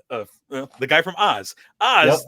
The prison drama that was like the first real gritty look at what prison life was like, right? And like one of the characters, now you see him on insurance commercials as the mayhem guy, Yeah. right? Oh my God. Really? I know him as he was the guy from Oz. Oh, for years I've been rooting for a crossover where Mayhem kills Flo. Yeah. Yes. But I loved Oz. It was great and terrified me when it was on. Like, oh God, I never want to go to prison. Right. Just really effective stuff. I also have Boardwalk Empire as one of my honorable mentions, sitting there because I didn't get deep enough into the series. I felt like to give it the full shake. And then two comedies that when I was talking about Flight of the Conchords earlier and talking about how there were some comedies that I had seen before that kind of informed my taste on strange comedy. It started with Mr. Show. Yep. Mr. Show was the first one that I'd seen that really kind of flowed from like Kids in the Hall to Mr. Show of like this absurd type of comedy that's not easily accessible necessarily. Right. It challenges you and is not afraid to be terrible. It's to some people, Yep. of like, oh, I just don't get that. And then that kind of flowed for me into Tenacious D, which echoes Flight of the Conchords. Absolutely love it. Just ridiculous. I love all that. So those are my four honorable mentions. All right. Yeah. I'll piggyback right off Tenacious D. And for me, it's just because it's a one season wonder, but it's really 6 episodes, but it's really only 3 episodes. Yeah. And it's really less than 90 minutes. So Yeah. for me to put it on there was just tough, but that is like, and then it became a lot of it got fed into the Pick of Destiny movie. Yes. Yeah. Yeah. So I think because of that is why it's an honorable mention and not on the list. And to me, for my list, especially, like you had to have more than one season, and this is barely a season. Yeah. But it's another great comedy music duo. I love them so much. Watching an episode or 2 last night, I was just dying laughing. And it's something that I've been meaning to rewatch for years. But when HBO Go and HBO Max, whatever came out, this is something that they didn't put on streaming for quite a while. I think only since maybe recently with HBO Max or now Max has it actually been in their catalog. And Arliss, I think, was another one where it was like, you gotta have all this stuff, you gotta have all these classics. Yeah. And I had the DVDs with Tenacious D, and it was just one of the, I played that thing over and over for my friends, and being a high school stoner was just like the funniest, most bizarre stuff ever. And they have great chemistry in any way that you could think, not just musically and on stage, but also in their comedic timing and everything, and how they want to execute things. Yep. The Paul F. Tompkins love him introduction intros where I'm listening last night. It's like Iron Maiden, Black Sabbath, and Lizzie Borden couldn't be here tonight, but they all had sex and are proud to announce the birth of their 2-headed baby, Tenacious D. Paul F. is hilarious. If you want your ass blown out, stick around. women in the audience, if you're ovulating, I mean, there's just so much good stuff. Like this next band is so potent. Yep. And he just reads it so dryly and then walks off stage. Oh my God. It's just so good. I mean, I just have an undying love for Jack Black, and like the search for Inspirato, everything. This is just such a good show. Absolutely. I want to talk about Entourage for a second, because you and I talked about this at the Plaza a little bit, and my friend Mike Onzard was there, and I was talking about how, when I was 17, this show would have been number one. This would have been my number one. And but as now in my mid 30s, I went back and tried to watch a few episodes. Oof, tough. And man, it's tough. And before I was kind of telling what I just said. And my friend Mike Onzard, who was a fan with me back in the day, growing up in high school, just like, oh, they're such douchebags. And it's so right. And it's really hard to rewatch. And it's just, just being at a different time in life 20 years later, basically, like, it's just not quite what I thought it was. Those first few seasons, I do think, are gold. Ari Gold, the character played by Jeremy Piven, is the reason to watch the show. Like, this is, I think he's one of the greatest television characters of all time. He's great. And I think that Ari Gold on this show is like, he is the reason why you would go back to watch. The gang is just the worst, though. Like the gang is just bad, really bad. They're really cringy. And kind of piggybacking off we were just talking about, that Entourage movie, one of the worst movies after a series. And I haven't gone back and watched that, and I've seen every episode of Entourage. No. It's somewhat of an reimagining of Mark Wahlberg's history biopic, if he was from New York instead of Boston. And he's got his own turtle. He's got his own turtle and Johnny Drama, and how those guys, Donnie Wahlberg, how that all fits in together. So there's some fun stuff, some good cameos. I love like some of the roles that he was going for, like to be Pablo Escobar as Vinny Chase. The next day, so I drove into Wisconsin with a friend, and then I flew back after just being there one day. Got to hang out with you guys at the Plaza real quick. The next day, I'm at an airport in Denver for a layover, and there's a huge poster of Vinny Chase, Adrian Grenier, just like because when he was a teenager, he went to some art school that they're trying to get people to go to. But it was just funny. Literally the next day, I took a picture of it. I forgot to send it to you, and I'm in the airport walking around for like a 7-hour layover in Denver, and I just see Vinny Chase's face. That's great. Oh man, so it's such a weird one. Funny. It would have been such a big deal at one point. Does not make the top 10, but Ari Gold is so worth it, man. Jeremy Piven is so underrated. Last of Us, and the only reason that doesn't get on here is because it's just one season, still ongoing. Ask me again in a year or a year and a half after season 2. This will be on there. It's just that incredible. Last of Us will be on here. It's just a matter of time. God, my camera's bumping. I'm getting so You're all over the place. Ooh, I know. Did you think it was me, or did you think I thought you were just raving out? Chill. So okay. 2 more I want to get to. Sorry, this is it's so hard with HBO series. The Newsroom, Jeff Daniels, Olivia Munn, Dev Patel. This is the best show opening maybe in the history of television. Watch the first 20 to 30 minutes. You can just watch that. That is it was worthy of being a viral clip for a number of years when it came out in 2012 and for the following few years. Daniels plays a major network political news anchor who grew up a Republican, but is so turned off by what is going on with the party and different things like that, while trying to be not in today's day where it's the hot take kind of news politics show. He's trying to give you like straight facts and do all these things. And had this show come out 4 or 5 years after it did, I think it would have been a huge deal and really could have actually been important piece of film or show for people. And I think timing was just a little bit off, but had it come out a little bit later, I think this would have been an extremely, extremely important show. It's 3 seasons, but that last season is only 5 or 6 episodes. I think it's 25 episodes altogether. So not quite the longevity, which is another issue I didn't get on here, but a great show that people should check out. And at the very least, just go watch. And I'm sure the clip is from the first scene, basically, you can find on YouTube and other places. go check out the first 20 minutes plus of the newsroom, and I don't think you'll regret it. And probably a lot of people will end up watching the first season or more because of it. All right, I'll do it. All right, You convinced me. Go. All right, and my last one. This is another little known show. Lasted one season. I was really sad that it got cut. Is just I'm a music guy. I love music. That's my thing.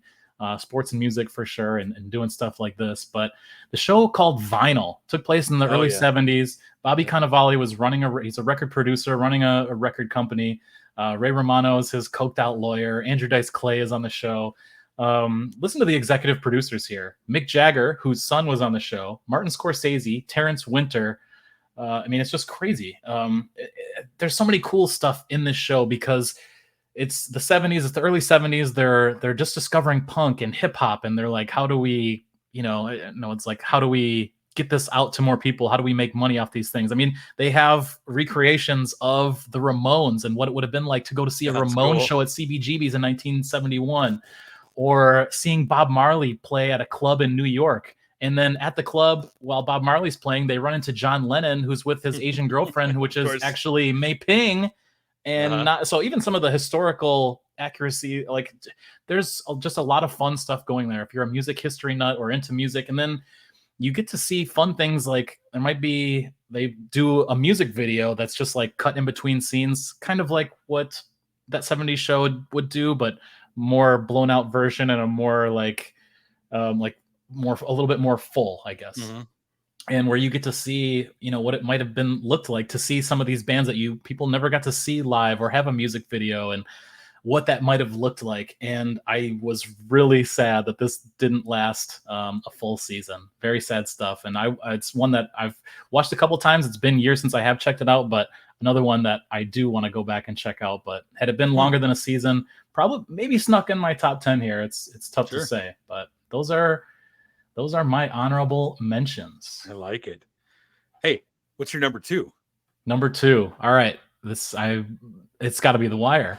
Nice. So there's a lot of ranking of like Sopranos versus Wire and how that works, and how who chooses what at what time, and like the Sopranos, they came out at the same time basically, but Sopranos was a huge deal, had the press, it had the machine behind it, and The Wire just wasn't as well known. I think it was like out Friday nights or something. Like it had a weird release time. And I didn't even really know about the show or see it until after its completion. It's one of the greatest shows of all time. The different seasons are all so different in what kind of area of the drug war that we're looking at, and what it means to all the parties involved, and to see the progression of the characters and how the drug war affected them through these different stages, whether that be the political side,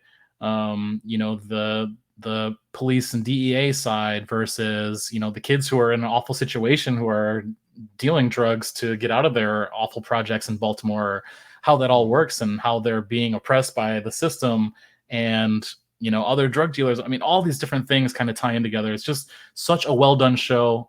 It does get the nod for me over The Sopranos now. And I think that's because while The Sopranos is like important and iconic, The Wire has like, there's a bit more of a message behind it, and I think its meaning is more important because of that. And I think we could argue all day long about what season was the best of The Wire. It's crazy. It also introduced us to Idris Elba, and I'm okay with that. Dude, Idris Elba, incredible. Michael K. Williams on there, incredible. Like, there's a lot of good, fun performances. When McNulty has to, as a British actor playing an American dude, has to have a British accent. Put a bad British accent on, yeah. That's pretty fun. The Wire is just great. It's just such great writing all around. I feel like I learned so much, in the city of Baltimore. Like it's just, there's a reason why it is one of the greatest shows of all time, regardless of, with the HBO tag or not. There's a lot of actors that came out of that. I mean, the late Lance Reddick, who played the captain. We watched him rise through the ranks in that show. Yep. And he just passed away in the last 6 months, but I loved him in that, and went on to enjoy him in the John Wick series and other things like that. It's like, dude from The Wire, man, it's awesome. Idris Elba, that was where I first saw him, And it was probably, another 10, 12 years before I found out that he was actually British, because he has such a convincing American So accent, good. I almost right? feel like he was like dialed into like the RZA from Wu-Tang or He was something so good like at that, that. because Like, his so that when his he accent, he everything came, is so good. because when he showed up, was it maybe season 4 of The Office? He shows up for a few episodes, as Michael Scott's boss, and he's playing. Idris Elba has the accent, and I was like, "Oh, it's a pretty convincing British accent he's going with there." Yeah. Ah, nice. Right. It's Yeah, for sure. So good. So good. I yeah, was rooting for him to be Bond. yeah. A I few years think a back lot when of he was in people the have. conversation. I think that'd Yeah, be I think awesome. you'd still be great at that. All right, my number 2 you talked about earlier, and it's a show that is one of the great comfort food shows for me. It is the Larry Sanders Show. Yes. I love this. I love Gary Shandling coming off of the Gary Shandling Show. I loved him on that, one of the great theme songs of all time. And then he gets this gig as Larry Sanders, and I was hooked from the get go. And like I said with Curb, where Larry David's able to get celebrities on to play heightened or just really distinct different versions of themselves. This was the first time I'd ever seen that before. Was huge celebrities coming on and playing themselves as jerks, or playing themselves in different ways. And you basically get to watch part of an actual talk show, and then all the behind the scenes stuff with the celebrities and the back and forths. And like you'd said, that great young cast that was his writing staff and his production staff would just go on, like, Jay Moore and all these, like, oh my God, these Love people are Jay Moore, incredible. dude. Oh my God. Yeah.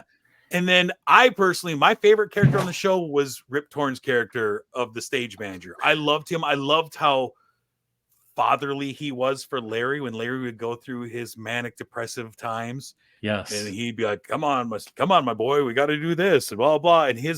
And Rip Torn's back and forth with Jeffrey Tambor's character, and how he kind of couldn't stand him at times, of like, Yeah. God, he's so needy. God, Hank is just the worst.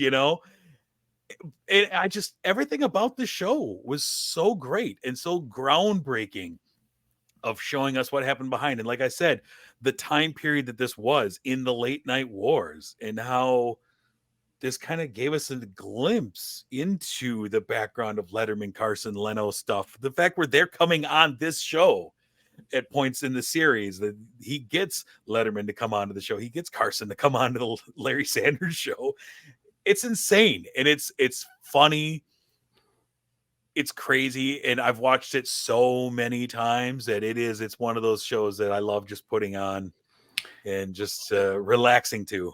When you said comfort food, I was just like, yeah, that's exactly right. Like Yeah, that's what you're getting out of it. And you put it on and it's just good feelings. it is. It's yeah, I love it, so much. I wish that they were able to make more. Unfortunately, Gary Shandling passed away, about 5 years ago. Yes. But because I think it would be kind of funny to skewer today's the Jimmies, the late night host Jimmys Sure. that we're inundated with, and Yep. just how that culture of, I would love to see a Larry Sanders Show in the culture of, it's all about getting 6-minute clips instead of a full show and all that. So, but Larry Sanders, 6 seasons, they're all great. Never had a dip for me. I absolutely love it. It's my number 2 show. So good. Before we get into the round of ones, would you Uh-huh. mind doing a little real reviews promo? No, real reviews promo. Sure. All right. You leaving us? Yeah. Hey, so anyways, as Anthony said, one of the other things that I do is Real Reviews. It's a movie review show that I do every week, often with a guest, sometimes by myself. I put it up on YouTube every week. It's also available at ksun.tv, but you can search it on YouTube by searching Real Reviews. That's REEL Reviews TV, or REEL Reviews KSUN. KSUN is our the TV channel that we show it on. And every week I talk about all the movies that are in theaters. It's a ton of fun. get blessed to watch a bunch of movies. This week, I just got done filming a show talking about past lives, talking about Sound of Freedom, talking about the Wham documentary. Here he is, right here. Wow, hey, Anthony, I was just telling the folks that I just got done reviewing the Wham documentary. Oh yes, so much fun. Love it. It's led to a lot of George Michael being played in my house over the last week. Is that on Peacock? It's on Netflix. Netflix, okay. Yeah, but then that spun off into me watching, I believe on Peacock, The Real George Michael, a documentary about George Michael that just came out this year as well. So, and that's on Peacock? I believe so. Yeah. I'm like, I'll find one on Peacock for you. Yeah. What do you need? Oh man. So here we are. Time for our number ones. We've made it. All right. Yes, here we are. My number one. Curb Your Enthusiasm is my number one show. And I know this is tough because I think it does, for a lot of people, it would come down to Sopranos or The Wire. And I think Curb is in that conversation. I mean, you include the original kind of pilot movie thing or whatever he did that came out in 1999. And I know you said it was 12 seasons. If you consider, I mean, the show has been released in 4 different decades. I mean, that's just unbelievable. It can be a continuation of Seinfeld in many ways too. I talked about earlier about how Seinfeld was on the same stage studio as Larry Sanders' show. And then you, for your number 2, talking about Larry Sanders' show and how what you can do with the characters and having them play themselves. I almost wonder if Larry David sat back and saw what that could look like and like how fun that could be. And you add in that there's not an official script. It's just like, here's what we need out of this scene. Yeah. I love the improv and how funny it can be. I know it's got to be hard to edit and cut, but I forgot to mention, for me, for Curb, kind of took up a level, was midway through the run, we bring in JB Smoove as Larry's buddy.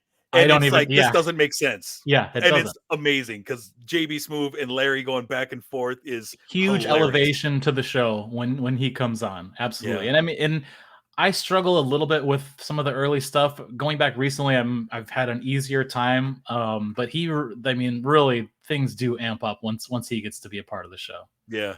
Yeah. The interactions, and like I said, just the time frame. I know it's only 12 seasons over 24 plus years. It's crazy. Which is crazy. But you have the whole season with the Seinfeld reunion, the Spite Store. It's a show, and like you said, it is uneven at times. But when you look at the whole, it's really hard to match what he's done. And to have a run like this as a comedy show is and to have it be such a like unique, specific kind of thing. And then to also, that's on the tail end of already doing 7-8 plus seasons of Seinfeld before he left the show. To do this, I mean, it's really just a remarkable. It's just one of the best things that we have, and the anxieties that you feel, or just like rooting for the awful person, but then also like knowing what it's like to also have some of the anxieties and OCD and wanting to like impart yourself and tell someone what they can or can't do. There's so many times where I'm like, no, Larry, don't go back into that store to like say something back to them. Like, oh God, this is gonna be great. just too good. So when I encompassed all those things, it was hard for me not to put it at number 1. That's great. I love it. My number 1 was your number 2. It's The Wire. 5 seasons of perfection to me. I've rewatched this show so many times. I think I've burned through the entirety of it 5 times. Wow. Because it's one of those that a couple of those times have been like, I'm just going to do a slow rewatch of this. I'm just going to grab an episode, and then I become invested again. And next thing I'm watching 4 episodes a day, and I can't stop watching it. And it, like, okay, now I got to get back in and watch the whole thing again, because I love where it goes. And it's tonally, it's really interesting, of being super serious, but then kind of absurd. And the McNulty character is such a wild card oftentimes. But he's also a character that I love. And the time frame that's set in. What was interesting to me on my last rewatch was at the start of the pandemic. I'm like, yeah, this is my time. I'm going to rewatch. Same. Yeah, that's the last time I rewatched it too. Had to. Great. And Boardwalk. And it was funny because I believe it's in season 3, maybe 4, where they're really cracking down on the streets. The mayor's coming in. We're wiping everyone off the corners, no matter how many problems that causes. And the new drug for that season that everyone was selling was called Pandemic. And through the whole season, in the background, you just hear one guy going, "Got that pandemic, got that pandemic." And I'm like, oh man, I totally forgot about amazing. that. Unreal. Yeah. Unreal. Pretty Oh funny, my but God. yeah, this is my favorite television show, like bar none, period. Like this is it for me. And I'm not a huge, like, if you look at my list, it's weighted heavily towards comedies. I love comedies. Yeah. I feel like movies, I go for dramas, depressing fare, and for television, I'm looking to have a little something more lighthearted and relaxing, and that just seems to be the way my brain clicks. I've realized. I feel that. No, I get behind that. Absolutely. But The Wire is the one of the long, hour-long dramas that I'm like fully in. Like, give it all to me. And I wish we could get more. I wish we could get more Wire, but I'm happy with what I consider 5 perfect seasons of it. And that's the thing. And like I said, the difference between the seasons and the dichotomy of the show, because let me ask you this. Who's the main character of The Wire? Yeah, it depends. I mean, you'd say McNulty. You'd say McNulty at first, but then there's seasons where you don't see. I mean, he's like, at the copy machine or something like that. No, seriously. Yeah, and sometimes you can change allegiances on your portrayal of the police department, your portrayal of the mayor's office, what have you. It isn't just a black and white portrayal of what's going on in Baltimore at this time. And that's a good point though, of like, who's the star, who's the protagonist. It does change. And I love that. I think that's so cool. I mean, young Michael B. Jordan as Wallace. There's just so much good stuff in there. My God. But so you and I ultimately did choose The Wire over The Sopranos. Yes. And Curb over Sopranos. And Curb over Sopranos. Yeah. And I mean, had you asked me that however many years ago, like, I don't know, Sopranos for most people probably is the number one, but gotta be true to myself. Yep, exactly. And there's just so much going on with The Wire. Like, there's just a deeper, like, there's just so much more the stories they're trying to tell. And while I think The Sopranos is incredibly entertaining, The Wire is entertaining while, I think getting a lot of these things out to people, which I think is extremely important. I agree. Love it. All right. Before we go, you told me that you thought you knew what I was going to pick. Yep. No, you didn't change your list after you heard my list. No, right? I didn't. I really wanted to, because my number I didn't put these in order, so it's just like I just got 10 that I thought you'd have on your list. Yeah, and I got Sex in the City is number 10, right? I was messing around with that one, so I was like, I know it's going to be like True Blood or Barry or something like that, and I was like, maybe he has seen the Newsroom, so I went Newsroom. Okay, so that was wrong. I went 6 Feet Under. That was wrong. Never seen an episode of that. I don't think I have either. There's a different one where a girl plays the Grim Reaper, but it's not. I don't think it was HBO. Maybe Pushing Daisies or something like that. Okay, sure. Which was a fun show. I did Oz. Yeah, that's an honorable mention. Damn, I didn't get Oz. Okay. Yeah. Larry Sanders Show. Yeah. So that's one. I thought you'd have Mr. Show and Kids in the Hall. Neither of those. Honorable mention. Curb, Sopranos, Wire, and Deadwood. Curb, Sopranos, that's Wire, 5. Deadwood, and Larry Sanders. So, okay, I got half your list. My misses: Flight of the Conchords, Band of Brothers, Barry, and Veep were 4 that I missed. There's one other one that I didn't have on there that you had. My other one was the Righteous Gemstone Eastbound. Yes, yep, that's right. Yeah. Okay, so those are the 5 that I had for you that I missed on. So, okay, I got half your list. Let's see how you did. All right. Let's see. I'm trying to remember what you had. I had True Detective. Boom. You got that. The Wire. Got Sopranos. Got it.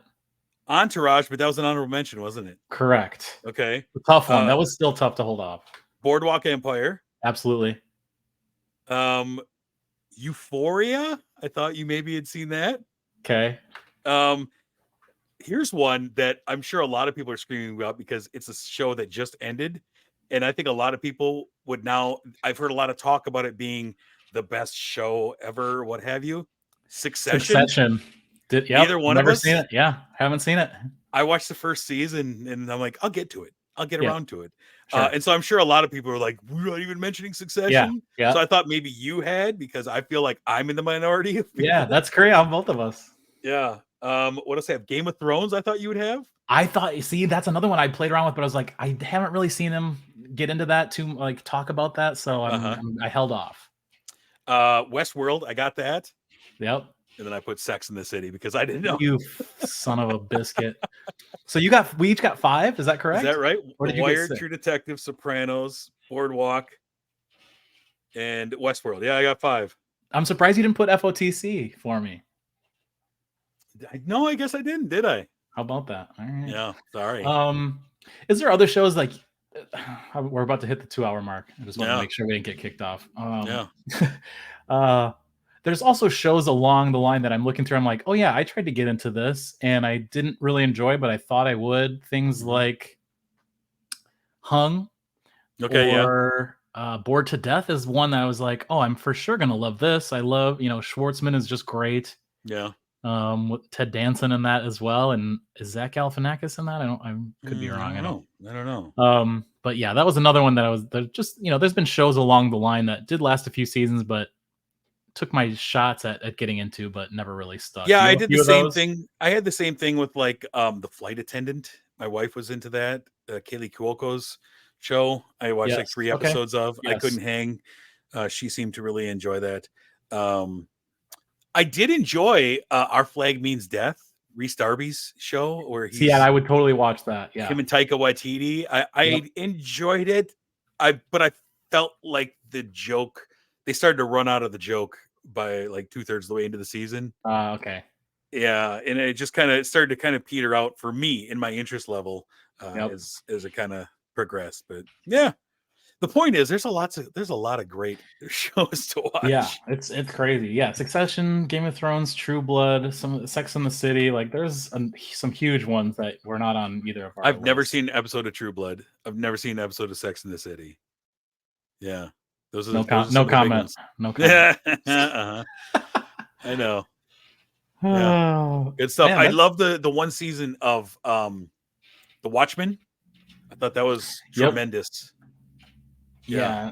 I need to go back and watch through because I've only seen a little bit of that, but that was extremely highly regarded, and that should be put on the list. And now I want to go through Deadwood too. Like I liked it enough, and I'm playing a video game called Red Dead Redemption 2, which takes place in like 1899, like around the turn of the century, like 1900.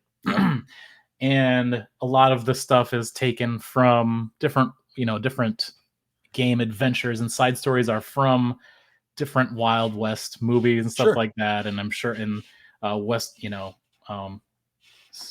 Deadwood. Sorry, I keep wanting to say Westwood with like Westworld and Deadwood. And okay, so there's the character on Deadwood. She's a woman who drinks a lot, and she's kind of a badass with a top hat. Yeah. Oh, yeah. What's her name? Yeah. I can't think of her freaking name, but she is one of the she's like one of the old gunslingers that you like come into contact with, and has these old, these great stories about what it was like in her heyday and all this stuff. And she kind of has the same voice and everything. And it's just like, that's a great nod at Deadwood. Yeah. So much good stuff. Man, HBO, they just keep pumping them out. I know it's like we even had like all the different eras too of what we have now, what we had in the 2000s with Wire and Sopranos, and then the 90s, Arliss, Larry Sanders Show, like you said, Mr. Show, and Kids in the Hall, and like there's just so much stuff that's great that I haven't even got into yet. It's insane. Yeah, I love it. All right, I'm gonna go watch the first episode of The Newsroom. There you go. Yes, please do. I'm gonna do the same. It's been a while, but man, iconic, and just an incredible opening to a show, to a series, whatever it might be. Good stuff. All right, man. I think we did it. Look at us. Yeah. And we each got 5 of each other's lists. How about that? Yeah. I just really love you. All right, let's do it again soon. All right, I can't wait. All right, for Jameson Rabbitt, I'm Anthony Deneau. This is Ant and Rabbit. We will catch you next time.